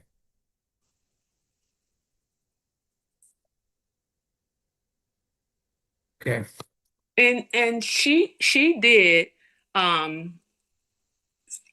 send me $100 back from through Zelle, and she said that she's sorry that I wasn't satisfied. And I told her, I said, well, it seemed like to me that you and I can communicate and we can come up with a happy medium that would be fair not only to myself but fair to you also. And she said, as far as she was concerned, I don't never have to contact her again. And I was like, wow. And it just so happened that we both go to the same church, and I was so taken aback by her not even wanting to even discuss this and try and come to a happy medium. I told her I don't want to have to go to a third party to have to decide this. And like I said, I don't have no hard feelings towards her. I'm just disappointed in what I actually received, but I don't have no hard feelings towards her, and I'm never going to say anything to anyone to try and discredit her or whatever. I mean, it's something that happened. I truly, truly do believe that she was overextended in the other thing that she had, because you don't get there to 2:30. How you going to do this? And I mean, yeah, I don't know what time she got there, but at 2:30 when I got there, she was there. But at 6, you still there, and you said that you would the latest you would be there would be 2:30. So that's the reason why I'm coming then, because I know that once she out of the way, then the people that's taking care of the food and everything can do what they need to do. And needless to say, they were not able to do that. Everything was behind, and it was embarrassing for guests to be there, and it just, I don't know. I really feel bad about the whole thing. And it's not, she keeps saying that as if I couldn't afford it or whatever. That's not the issue. I never said that, Miss Mary. That's not the issue of whether or not I can afford it or not. It's just that I had a budget. This is what I wanted. This is what I paid for. This is what I expected. And then unfortunately, what I got is not what I paid for. Okay. All right. With that, we're going to close there. This plaintiff's last final argument. I'm going to get off, make a decision for both of your sakes, and before we can move on. Okay. Okay. Hold on. Do you have the total amount that I asked for? I'm not saying I'm going to get it. I'm going to go off. Well, your complaint says 500.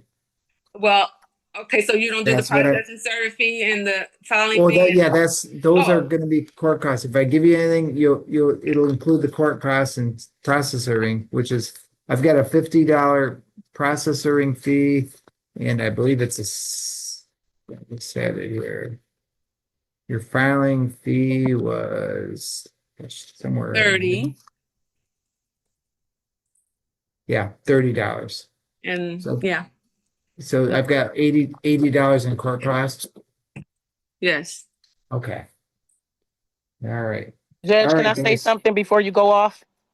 One quick one.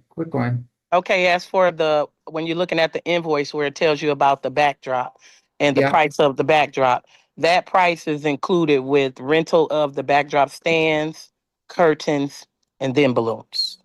That's not just balloons. Okay. I just want to let you know that whole that. setup. Yeah. Okay. Okay.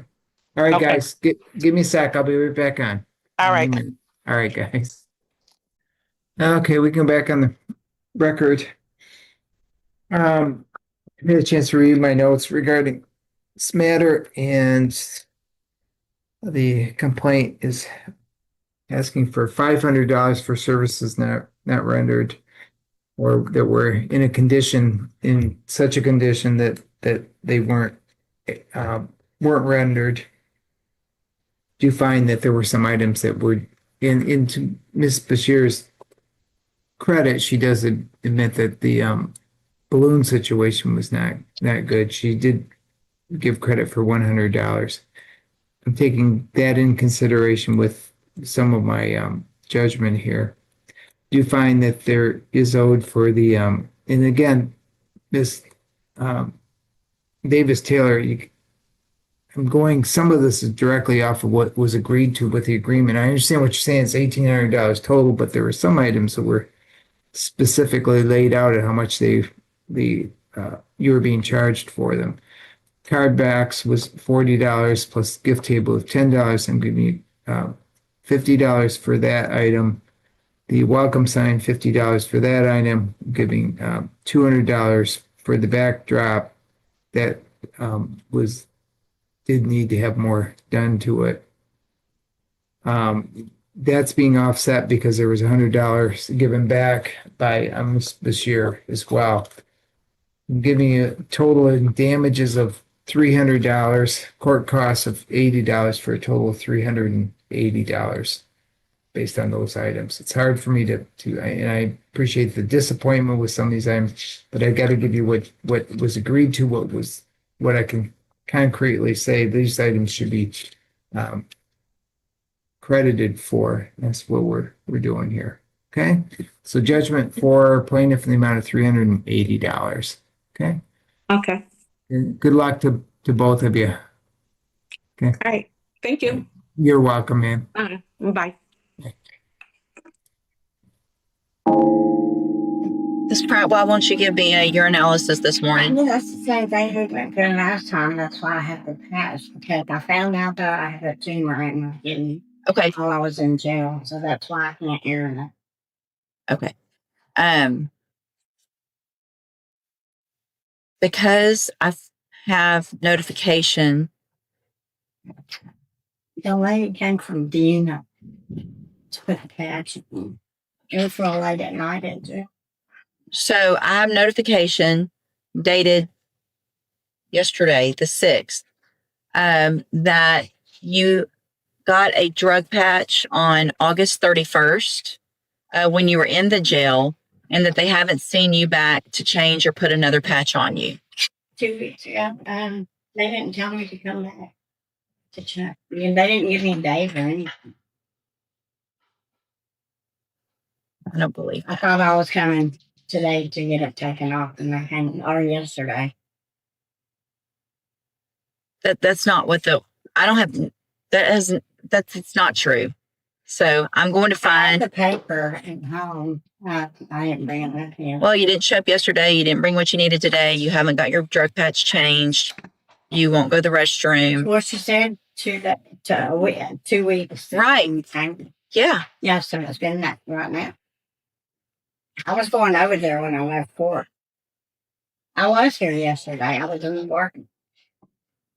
You being in the parking lot doesn't do any good because I'm not in the parking lot, am I? Okay. Your criminal history is prior felony possession of controlled substance cases. The fact that I have notification that you have not changed the patch like you're supposed to, and that you, in my opinion, appear to be potentially under the influence of something this morning. For the record, it looked like you were sleeping, having trouble staying in your chair. I've been up all night fine. Okay.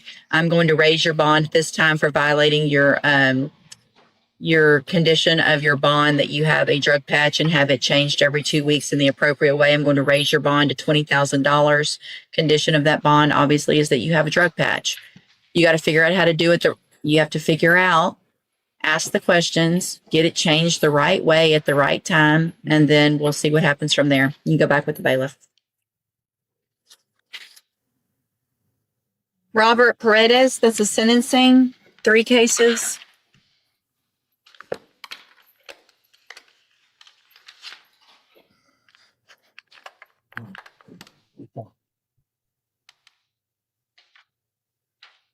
All right, you are Robert Isaiah Paredes. Yes, ma'am. And Mr. Paredes is on probation and cause numbers 1624053, that one for prohibited weapon possession, 20-35328 for aggravated assault causing serious bodily injury, and 20-35329 also aggravated assault causing serious bodily injury. Was in court previously. Entered pleas of true to counts 1, 2, 3, and 6. I've received an updated pre-sentence report. Have you both had an opportunity to review that report? Yes, ma'am. Any additions or corrections? No. Any testimony with regard to any of the other allegations, Mr. Smith? Judge, we have nothing here for. I'm sorry, I can't hear you. We had the probation officer here. If you'd like to hear from him, I believe that if I did address. I mean, I have what he put in here, but I'm asking if there's any witness, if you want to put it on any testimony for the counts that were not played true to or not. I would ask a few questions with the specs on that wrong.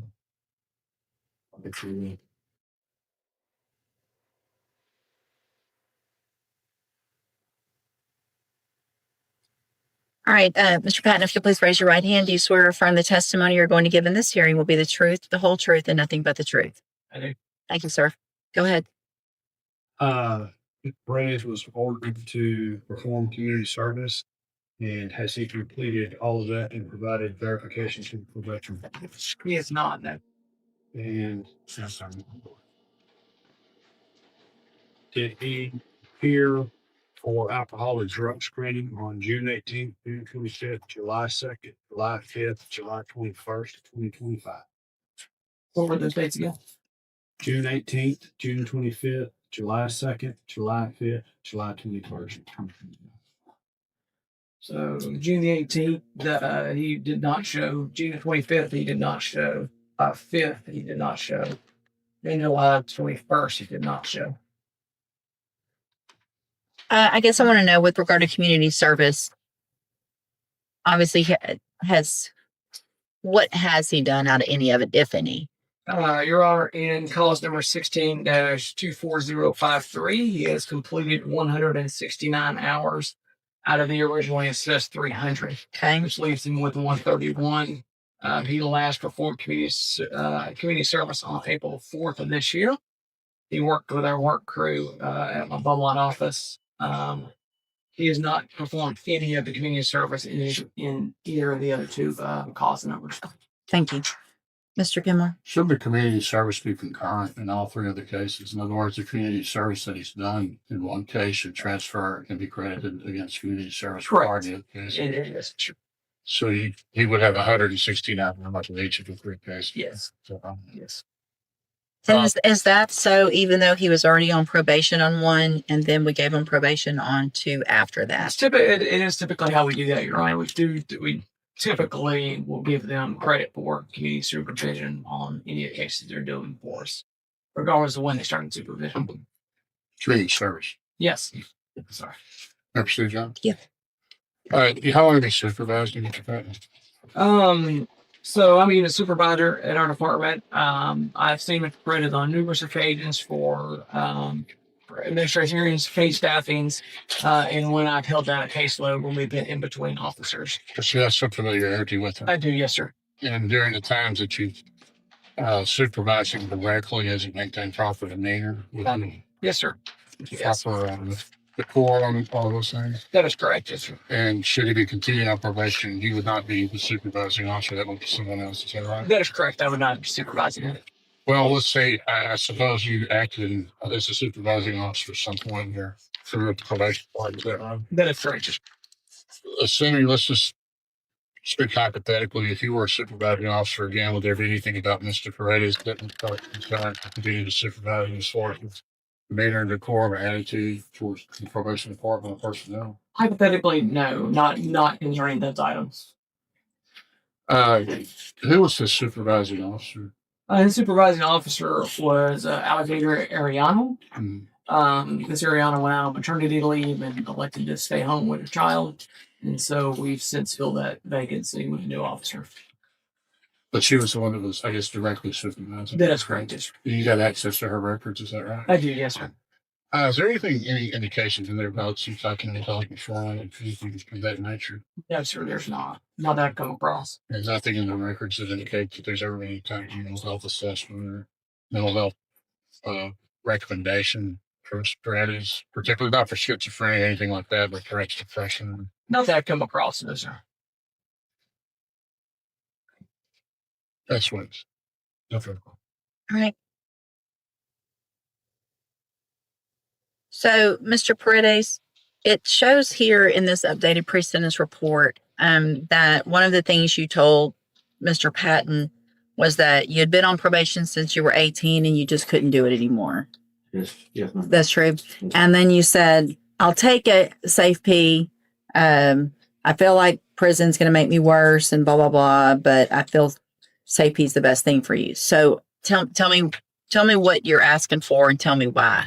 Well, at the time when I told him that I couldn't take probation anymore, that was one of the times where I was just feeling real down and depressed, from everything that's going on in the past, with me being shot and stuff like that. I was shot in my neck and my arm. So since then, I've been having real bad PTSD, real bad depression, bipolarness. So, there's some days where I'm good, some days I'm not. Some days I wake up on the wrong side of the bed from having nightmares. And some days I'm just as happy as I can be. So from that point on, at this point, I know since being in jail now, this isn't what I want because it's just hurting my family, hurting my daughter, and being around the people that's around me, being around murderers and rapists and, aggravated robberies and all that. It's just a bad environment for me, and it puts me in a bad mood. Puts me, in a bad mindset, I guess you can say. And I did speak with the counselor I had that they assigned me for probation, and I did tell her those things, and they did recommend MHMR,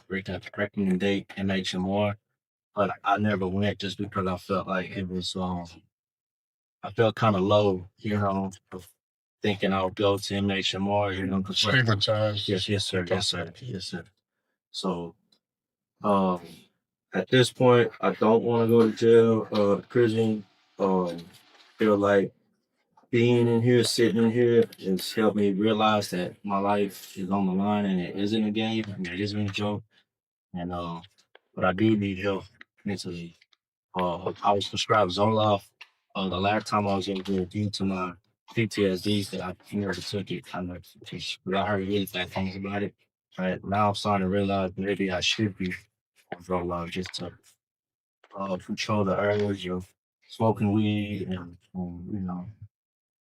that kind of behavior. Okay, that's going to require some time. Sure. I'm Wait, sorry. best you can, raise your right hand. Do you swear from the testimony you're going to give in this hearing will be the truth, the whole truth, and nothing but the truth? Yes, ma'am. Go ahead. Explain those facial tattoos. This tattoo right here is my daughter's birthday, 11/14/2017. And this is 9/16/22 is the day my cousin killed himself. He shot himself in the head. This was right after my uncle had passed of cancer. And my cousin who just passed away, his dad, my other uncle, had just passed due to cancer as well. That's why I turned myself in a week later after my warrant had came out. This tattoo on here is a heart and a music note. I got that from my ex-girlfriend, being dumb at the time. No gang affiliation. No gang affiliated tattoos on me. And you did turn yourself in on the warrant? Yes, sir. I did turn myself in. How are you maintaining employment when you're in town? Oh, I always held a job.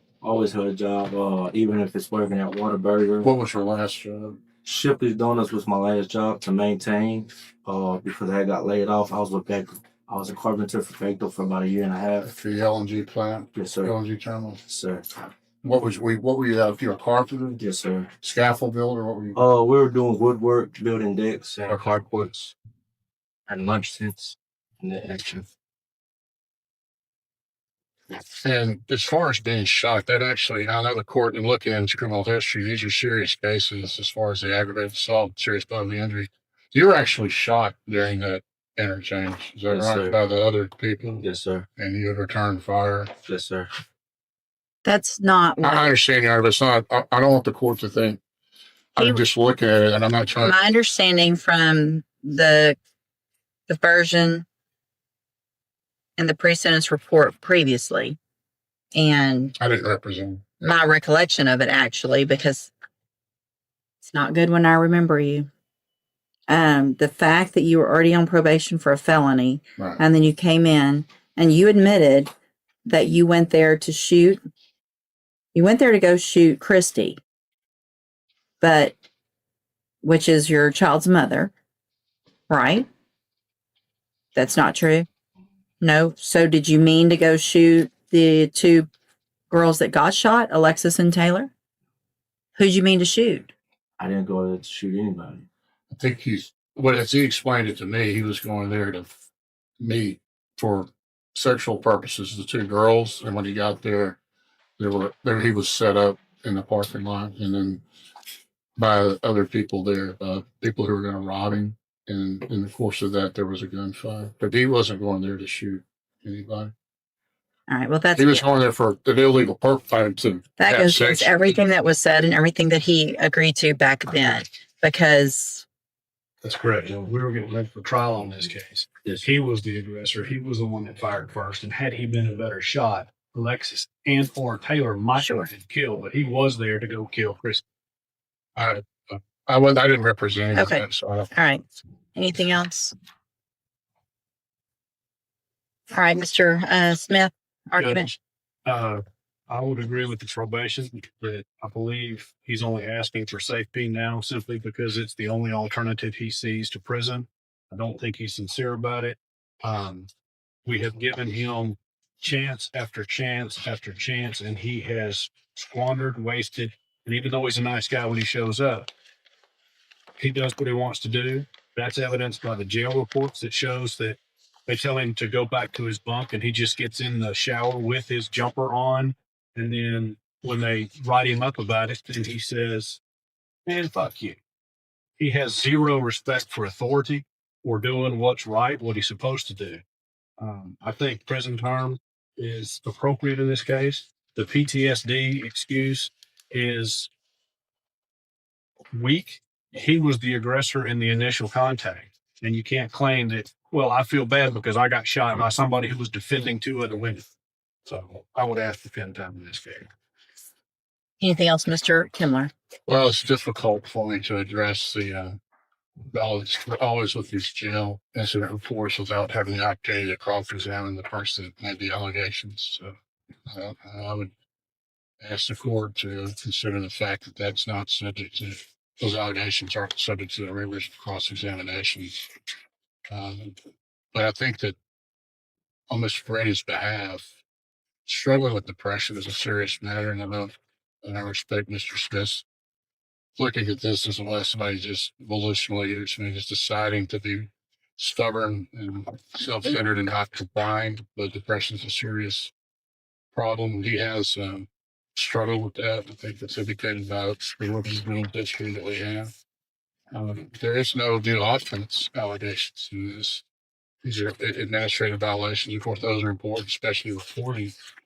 But because of the seriousness of these cases, I would ask the court to give him at least one more chance with that aid of mental health, maybe safety, but also as a follow-up if he gets out to follow up with spindle talk to address not only any substance abuse problems, but any underlying mental health issues that may contribute to the substance abuse and this disability that needs to continue. All right. Thank you, Mr. Kimler. So, Mr. Paredes, the thing is, you've been given exactly what Mr. Kimler is asking for. You've already been given that. You said it yourself. They recommended spinal top. They recommended medications. You made conscious decisions not to follow through with what they knew was best for you, which is part of your probation. Everything that they say you should do is a court order. The fact that you are on a probation from for possession of a prohibited weapon, like you said, from back when you were 18 years old, put you on a probation, 10-year deferred for that, November of 2016. Then we're back here. You're put on probation for 10 deferred on 2 aggravated assault causing serious bodily injuries in March of 2022 for shooting 2 girls. And you got shot in self-defense.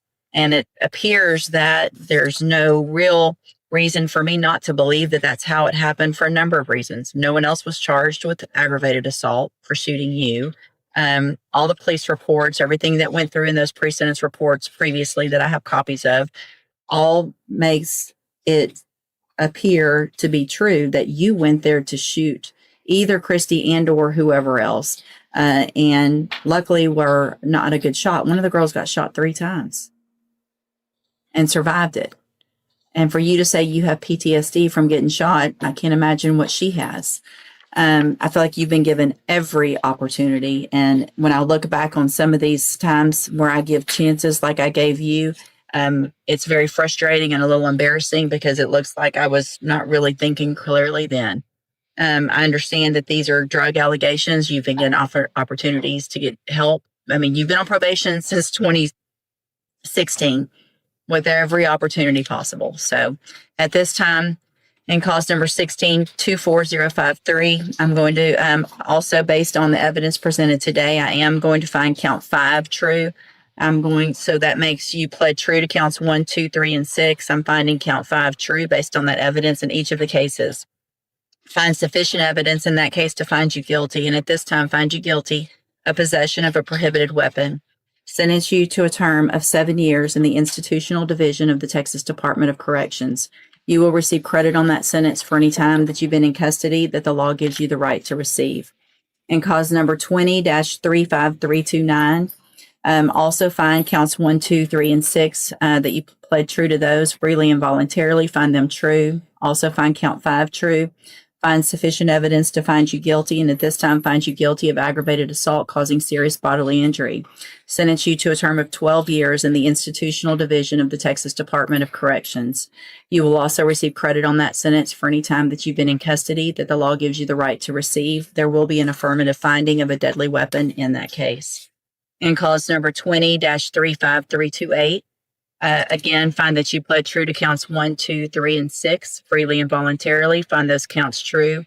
Make a finding of count 5 true. Find sufficient evidence to find you guilty, and at this time find you guilty of aggravated assault causing serious bodily injury. Sentence you to a term of 12 years in the institutional division of the Texas Department of Corrections.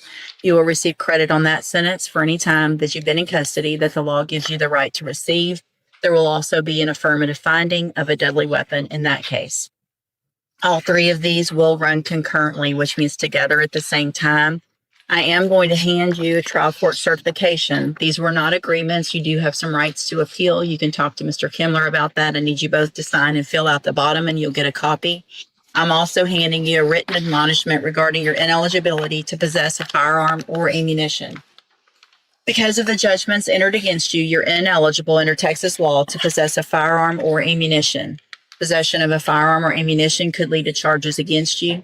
Firearm is a legal term, and you should read the written admonishment I provide you to see what devices qualify as a firearm. If you have questions about the laws that make you ineligible to possess a firearm or ammunition or about how long that lasts, you can talk with Mr. Kimler. I'm sorry? 7, 12, and 12. Affirmative finding of deadly weapon on both of the 2 cases. One of those is for him.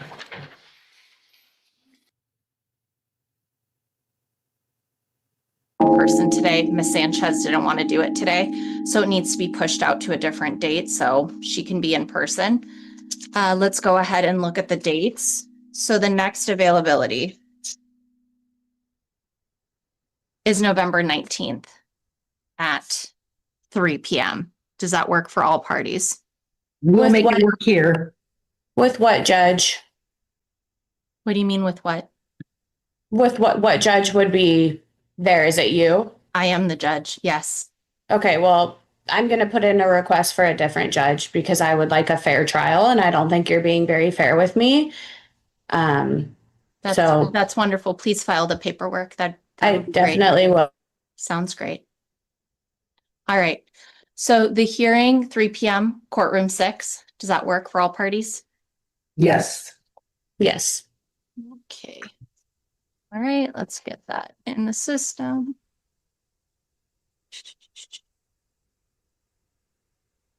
Okay.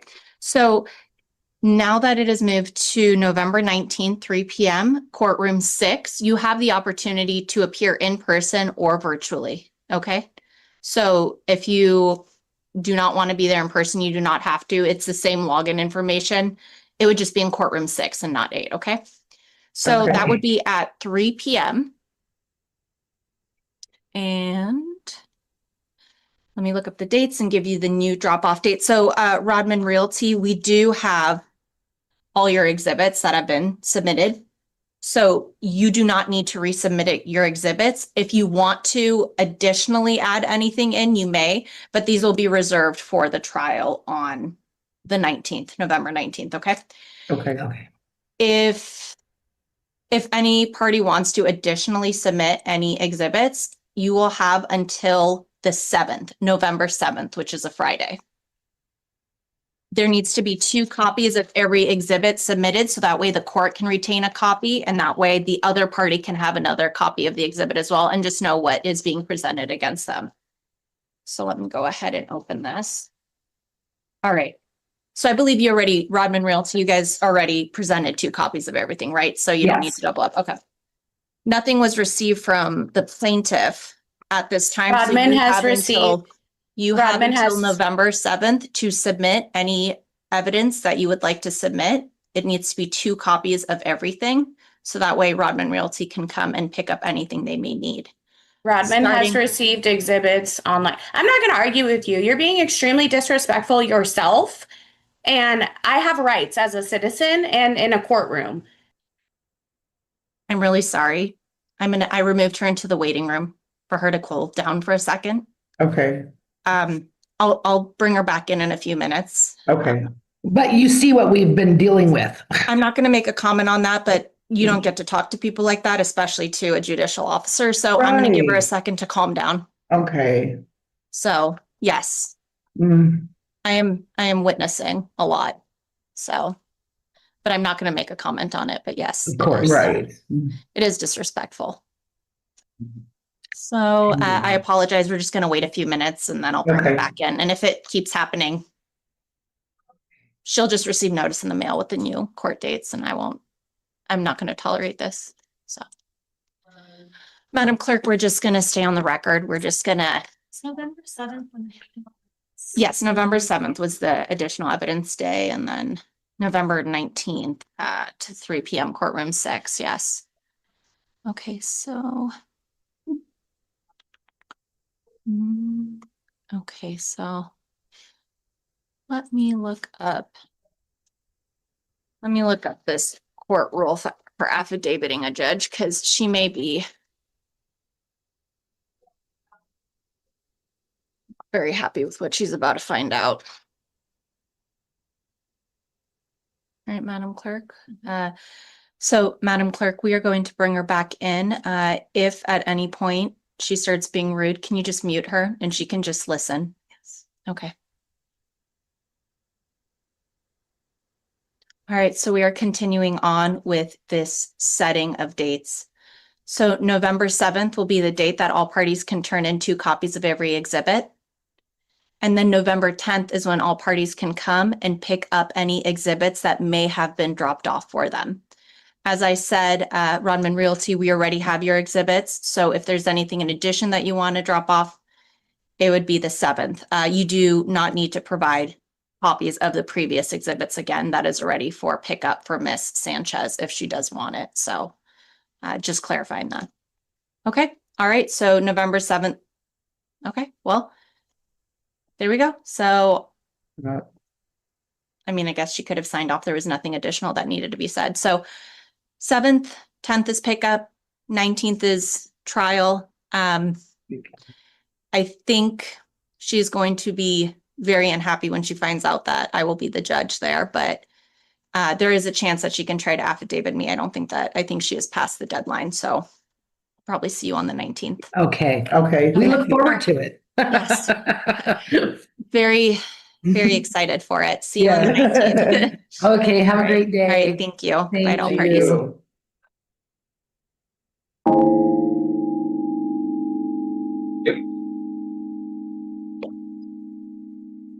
John Dale Pendergraft Jr.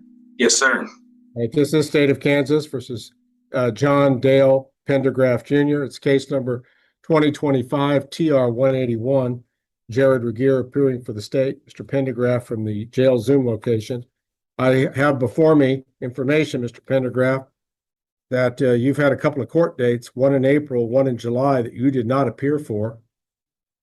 After the July non-appearance on the 30th of that month, Judge Webster ordered bond forfeiture bench warrant and a no bond hold due to your non-appearance. You're facing several charges in this case, Mr. Pendergraft. Yes, sir. I went to court. I had 90 and a 65 and failing to register your vehicle. So what were you going to say, Mr. Pendergraft? that I got arrested on these charges. I believe in April or June or July or something in Wichita, Kansas. And then when I went to court for those charges, they got whopped. And I thought this was the same stuff. You know, I mean, they dismissed the charges. And so I just assumed this was dismissed with it. So you think Wichita dismissed Butler County cases? I had no idea that it was different county. Oh, we're very different counties, let me assure you. Yeah, I see that now. Okay. Well, the charges here are unresolved, 90 and a 65 speeding and failing to register a vehicle, an unclassified misdemeanor. Yeah, I had just bought that motorcycle here and was heading home on it. What were your intentions regarding a plea here?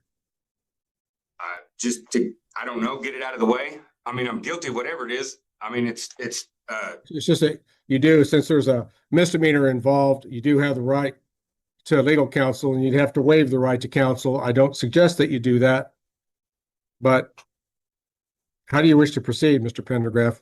What's the misdemeanor charge, sir? Failure to register a vehicle, an unclassified misdemeanor punishable by up to 30 days in the county jail and up to a $500 fine or both.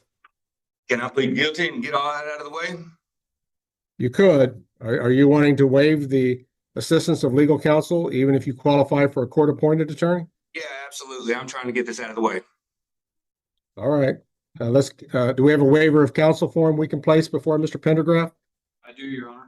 I would ask that the courts please not be mean to me, or whatever. I mean,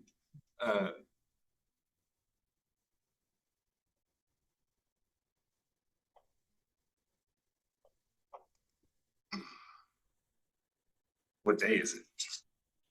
10th of October. You don't have to fill that. You need to sign it, Your Honor. All right, very well. Apparently, you've knowingly waived your right to counsel, Mr. Pendergraft. It's court's understanding you intend to enter pleas of guilty to both of these charges. Is that correct? Yes, sir. Do I get this sentence today and get it over with, not have to come back to court again? Yes. Awesome. And you're admitting to the court that you were speeding 90 in a 65 mile per hour zone? Absolutely. And that you failed to register your vehicle, an unclassified misdemeanor, correct? Yes, sir. I just bought that vehicle that night. Didn't have time to register it. All right. Court finds the defendant guilty pursuant to his guilty pleas to the two charges before the court. What are your sentencing recommendations, Mr. Regier? Your Honor, with respect to count one, the state is prepared to recommend the scheduled fine, which the state understands is $150 in this case, that the court imposed court costs in the amount of $108. For count two, a $50 fine, a suspended jail sentence of 30 days, subject to a 6-month non-reporting probationary period. On the issue of jurisdiction, the ticket appears to refer to a stop occurring on Highway 54 at milepost 230. The state understands that is between Augusta and Andover city limits within Butler County boundaries. Very well. Anything you want to say in mitigation of punishment here, No, sir. Mr. Pendergraft? No, sir. Okay. On count one, speeding, the court imposes a $150 fine, $108 in court costs. for a total of $258. On the unclassified misdemeanor, $50 fine, 30 days in the Butler County Jail. But will grant 6 months non-reporting probation on any remainder of the jail sentence in the case. How long have you been in custody, Mr. Pendergraft? Like 2 or 3 days. Okay, well, obviously there's jail time credit for what you have served. But I'm going to place you on non-reporting probation for 6 months. So you need to stay out of trouble and you need to get this case paid off. When can you have it paid off? Excuse me, sir? When can you have this case paid off? Oh, what did you say? $308. $308? Yes. I mean, within a month, I reckon. As soon as I get back out and get working. All right. I will give you a grace period of 60 days to have the $308 paid to the clerk of the district court, Thank you, sir. Butler County. After that, further action can be taken on your sentence, including revocation of your non-reporting probation or turned over for collections to an agency, and then you're going to owe even more. So, Mr. Pendergraft, just get that 308 paid within 60 days and not get in any further trouble, and you should get out of this smoothly. Okay? Thank you, sir. All right, I'm going to order Mr. Pendergraft out of custody at this time on this hold. If you have other holds on you, Mr. Pendergraft, I'm not addressing those. Okay. And on this case, I'm going to order you immediately released. Okay? Okay. Thank you. Give him a little time to get you processed out. All right? All right. Thank Judge, you. I got a message saying that he has a out-of-state warrant. Did we want to Okay. address that? Yeah. Like I said, I can't release you from holds from other cases, just this case. Yeah, that's Okay. fine. All right. So you'll have to deal with the other. Okay. What about out of state holds? I don't know. I don't have any information before me regarding that. Some other state apparently wants you taken into custody and held for them. So I thought maybe you might be familiar with that, but maybe not. I do. I was just curious on what she had to say. Well, again, I can't release you from that, only this case. All right. Yeah, but being released here tells some other people to come get me, right? I'm sure that our sheriff's office will let them know that you're available for transport. All right. Thank you. All right. Pendergraft's matters in recess.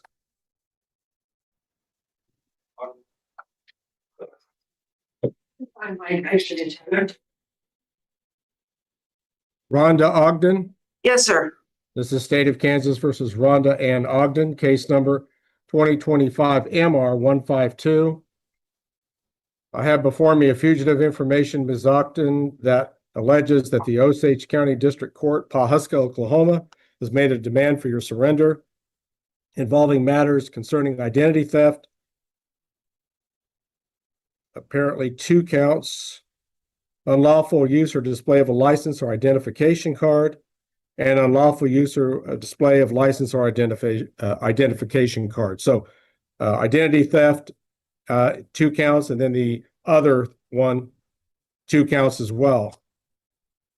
You do have the right to challenge your detention through seeking a writ of habeas corpus, or you could sign a waiver of extradition and voluntarily agree to return to Oklahoma to face whatever it is that you face there.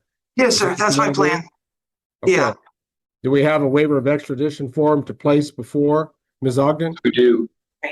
Read it, please. Okay. You want me to read it out loud? No. Okay. Just read it yourself. I just want to make sure you understand what you're signing. And if you agree to return to Oklahoma, you can sign the document.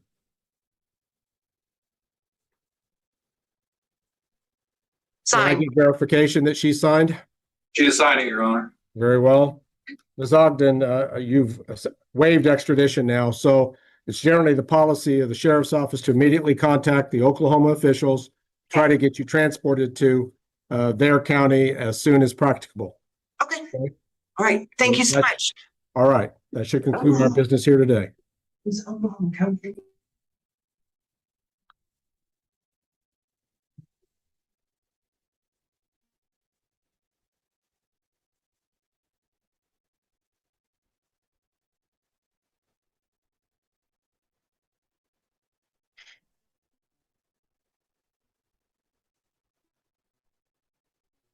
Audrey Darnell?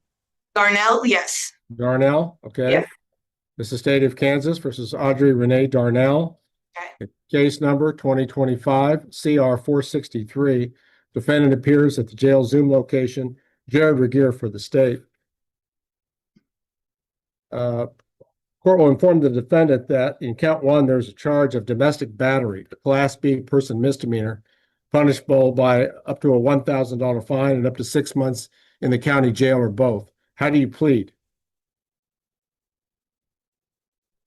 I don't know. If your plea is I don't know, then I'll construe that as not guilty. Okay, not guilty. Okay, and I will set a future court date for you. Okay. I'm going to hold off on doing that for a moment. Can you afford to hire your own lawyer? No. Okay, I'll be appointing Darren Patterson to represent you.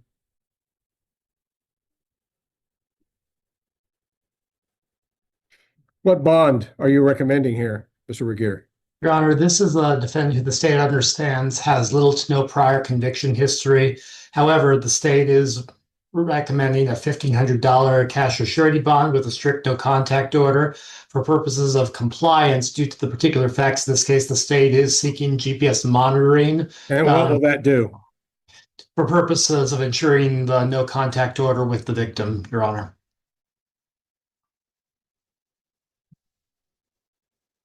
This is a case where it is the state's understanding pursuant to page 1 of the affidavit, where it is alleged that the defendant grabbed the victim's property and threw it against the wall, as well as ripping the victim's shirt while there are multiple minor children in the residence, that the defendant bit the victim on top of the victim's right hand, and law enforcement subsequently observing multiple injuries on the victim's person, as well as the defendant telling a third party that if law enforcement doesn't handle this, I'll take care of the body myself.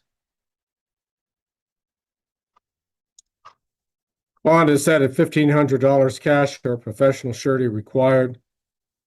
The court declines to order GPS monitoring in this case, but will order a very strict no contact, no communication order between the defendant and a Matthew Hopkins. You know who that is? Yes. And then You I have cannot go around them. You can't return to a residence where this person is staying. If you go into the same store at the same time, you need to leave. You can't take any chance that you're going to be accused of violating this order. Correct. Okay. I hope you understand that, because a lot of people leave here, they get out on bond, and then they go right back to trying to communicate with these individuals again. You can't do that. no.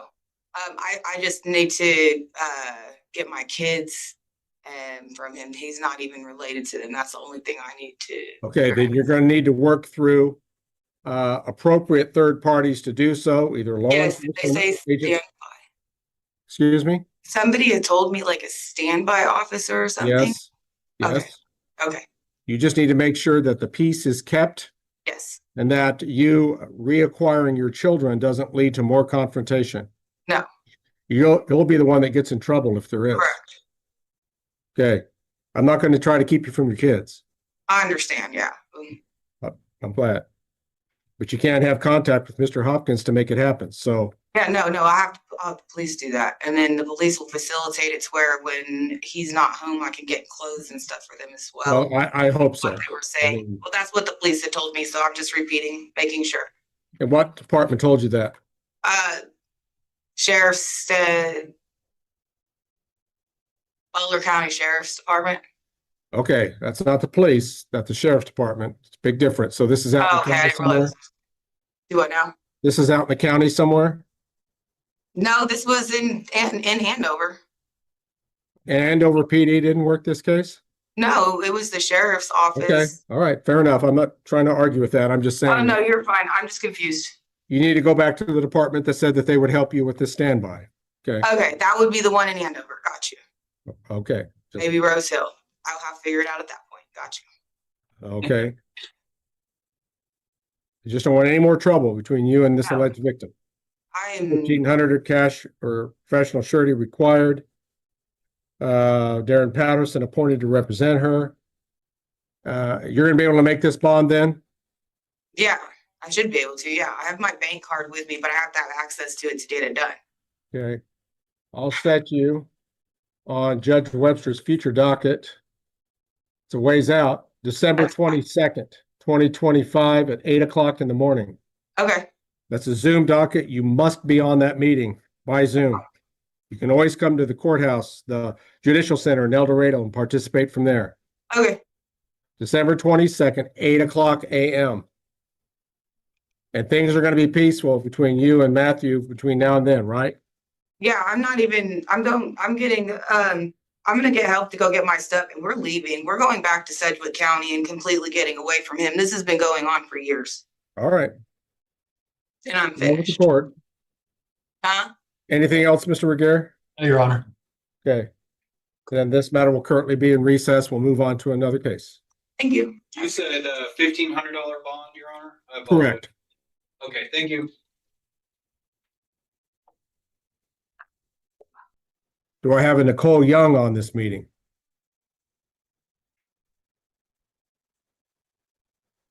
All right. I see a Samsung individual. Are you Nicole Elaine Young? You'll need to unmute yourself to address the court. Nicole Young? Okay, you're muted. So if you're trying to talk to the court, I can't hear you. Just unmute yourself so I can hear you. Maybe if you can give any chat direction as to what they might need to do on a Samsung phone or device. Are you tapping on the screen? Well, Yeah, I'm going to wait for them to resume. I'm going to go ahead and call a case while I'm waiting for them to master their technology. I'll call State versus Nathan Xavier Carter. Nathan Carter, come on with audio and video. I hear you, Honor. Nathan Carter? Yes, sir, Your Honor. Okay, just hold right there. But don't move around. I don't want to get motion sickness or anything. Okay, there we go. This is State of Kansas versus Nathan Xavier Carter. Case number 2020 CR 359. Jared Regier appears for the state. Nathan Carter on his own Zoom. Mr. Carter, I have a warrant to show cause alleging probation violation following conviction for contributing to a child's misconduct or deprivation.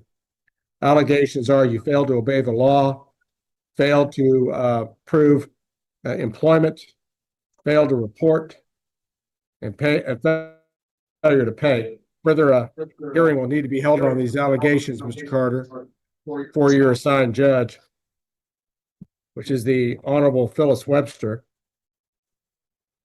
I see you bonded out of Sedgwick County. Yes, sir, Your Honor. Also, $1,000 bond.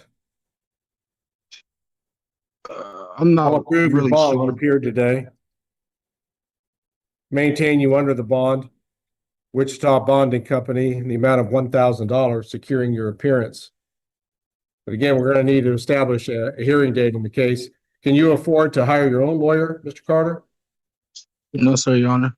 And why is that, Mr. Carter? Are you not Because working? No, not at the moment.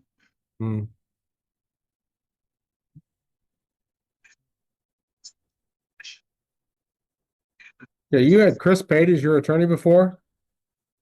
Yes, sir, Your Honor. Did you Also hire help him or you. was he appointed? He was appointed. Okay. And Your Honor, Yes? somewhat curiously, this is a case that has 4 separate orders appointing counsel in succession, with the most recent being with respect to Mr. Pate. That's fascinating. All right, I'm going to reappoint Mr. Pate to represent Mr. Carter. Question is where I'm going to put it as far as the hearing date is concerned. Mr. Carter, you wanted to address the court earlier. What was it you were going to try to say? I guess they had switched my probation officer, and because the way we had it, like she was letting me do my probation visits on Zoom, and they had switched her. But like the last time I seen her, she was supposed to be running my Butler probation with my Sedgwick County. Okay, who is her? Her name is Lori. My probation officer. Lori's no longer with court services. here in Butler County. I think Chastity is your new probation officer. So you'll want to contact Butler County Court Services probably when you get off this meeting, Mr. Carter. Check in with them and follow any reporting requirements that they might have either in Butler or Sedgwick as they direct, okay? I just don't want you to get in any further trouble, all right? Yeah, I understand, Hunter, but as I live in Wichita and transportation is kind of hard from here to there. Well, and that's why Lori said, you know, she was running, you know, switching it or running it together from, you know. okay. Well, I don't want to let this case linger. I'm going to set it October the 17th, 2025 at 1:30. October 17, 1:30 p.m. And I understand what you're saying to the court about transportation issues, Mr. Carter, but you're in a criminal case in Butler County, and you're going to need to appear at the Butler County Judicial Center in El Dorado at 1:30 p.m. next week for your hearing. Now you got a week to plan, call Uber, ride the bus, walk, train, airplane. I don't really, it really doesn't matter what means of transportation you use to get here, but you need to be here in person at our Judicial Center for a probation review hearing. October 17th at 1:30. And again, Mr. Pate will be representing you, and I've approved your bond with that condition that you appear in the Butler County Judicial Center for your next court date a week from today. So go ahead and call Butler County Court Services after you get off this meeting, check in with them and follow any reporting requirements that they might want to impose between now and next week. Maybe it'll be by Zoom, but I think you need to talk to them. You need to let them know what's going on with you. Okay? Yes, sir. Yeah. Okay. Have you been on the meeting since 1:30 today, Mr. Carter? Yes, sir, Your Honor. Okay, well, I give you credit for hanging on until we could get to you.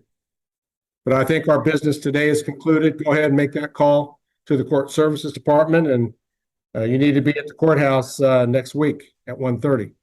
Okay? Okay. Okay, all right. real good. If there's nothing further, then the Nathan Carter matter will be in recess at this time. Okay, Nicole Young, do we ever get her squared away? Yeah. This is State of Kansas versus Nicole Lane Young, case number 2023 CR 440. Nicole Young appears, correct? Correct. Okay. Jared Regier appears for the state. Ms. Young, I've approved a bond from Butler County Bail Bonds securing your appearance here today, $1,500 through AAA Butler County Bail Bonds. And you're appearing on a first appearance on a warrant to show cause alleging probation violation following a conviction for a violation of a protection order. You failed to document employment, failed to report to your court services officer, you failed to pay, and you failed to attend an anger management course according to these allegations. Further hearing will need to be set before your assigned judge, which is the magistrate. Can you afford to hire your own lawyer, Ms. Young? No. I think you had court appointed. Well, maybe not. Oh, I see, from the first appearance. All right, Mr. Patterson is reappointed. We're going to set you October 17 at 1:30 p.m. for your probation violation hearing. You must be at the Butler County Judicial Center in El Dorado, Kansas for that hearing. No other location, especially given some of the problems you've had managing your own technology today. I need you at the Judicial Center in El Dorado and no other place at 1:30 p.m. on October the 17th for further proceedings on your case. Okay. You also should call Butler County Court Services when you get off this meeting and follow their direction as to whether you need to report between now and next Friday. Okay. All right? All right. Thank you. Hey, just a moment. So Mr. Patterson's appointed. I've already signed off on her bond to maintain her under it. We've got our court date set for October 17th at 1:30. Anything else, Mr. Regier? No, Your Honor. Then the Nicole Young matter will be in recess at this time. Ms. Young can leave the meeting and make that call. Thank you. Okay. Who is at court security 1? This is Matthew Schaefer, Your Honor. All right. Matthew Owen Schaefer, you were apparently brought in on suspicion of driving under the influence, a vehicle registration violation, no proof of insurance, and driving while suspended. However, charges have not yet been filed. Mr. Schaefer, you've listed an address on Alice Street in Augusta. Is that a good address for you? Yes, sir, Your Honor. All right. What's likely to happen is the county attorney's office is going to review your case, file charges in the future, and issue a summons. They'll serve that or try to serve the summons at that Alice Street address in Augusta. If they can serve it, you just come to court when it tells you to. Okay. They can't get it served, they're going to do an arrest warrant. So I'll be there. Okay. I'm there every day. all right. Well, I see that there's a bond that you've already posted, but at this point, you don't have an appearance requirement, but you very well may in the future. So just make okay. sure when you get that summons, you respond appropriately to the date and time that it states, okay? Yes, sir. Mr. Schaefer, you've been very patient. I can go ahead and release you at this time. Okay. Thank you, Your Honor. Okay, thank you. All right, Mr. Regier, I think that I'm at the end of the list of all the cases that were to be called on this docket. Do you agree? One moment, Your Honor. I would, Your Honor. And this will conclude the first appearance docket at this time.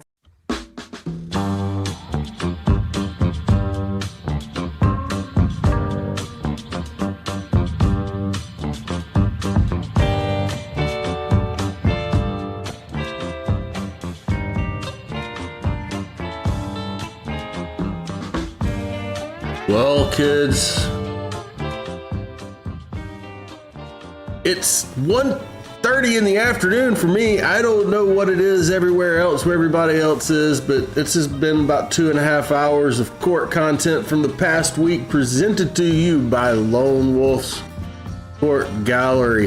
Thank you for joining in, ladies and gentlemen. I am your host, Lone Wolf Usul. I am your curator for this here gallery of court content, and I am your host for these here live streams every weekend. We get together at the same time, 11:30 a.m. You want to see more stuff like this and you want to participate in more live chats like we have running on the weekends, then come by every night of the week around 8 p.m. Central Time, that's 9 p.m. Eastern Time, where we'll have another live chat running with a daily docket review. And ladies and gentlemen, it's fun. We usually get started a little early in the chat, but we always go live at 8 on the dot. Come on by and hang out with us, ladies and gentlemen. It's been a great day. Thank you very much for everybody who participated in the chat.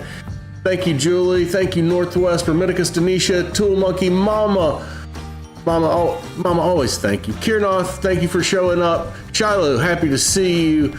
Everybody that's here, you're all great. All my lurkers, all my friends, I'm happy to see you every single time I come in here and turn the chat on. Guys, it's been a great morning, great afternoon. It's been a great brunch. Y'all have a great rest of your day, and I hope to see you next time. And don't get yourself caught in court, because you know if you do, we might be watching.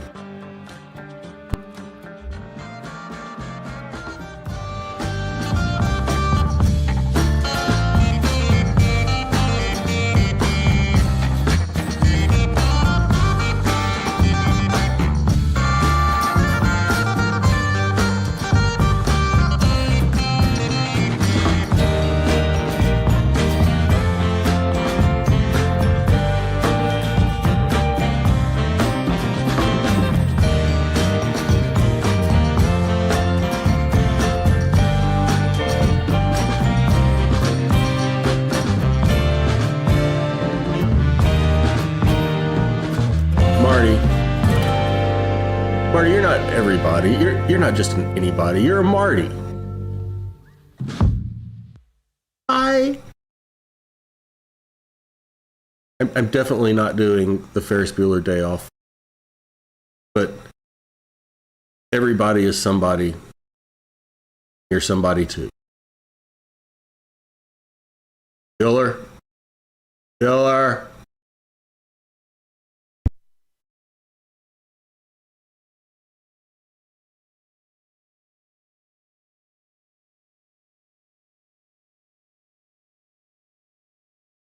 Bueller. Bueller.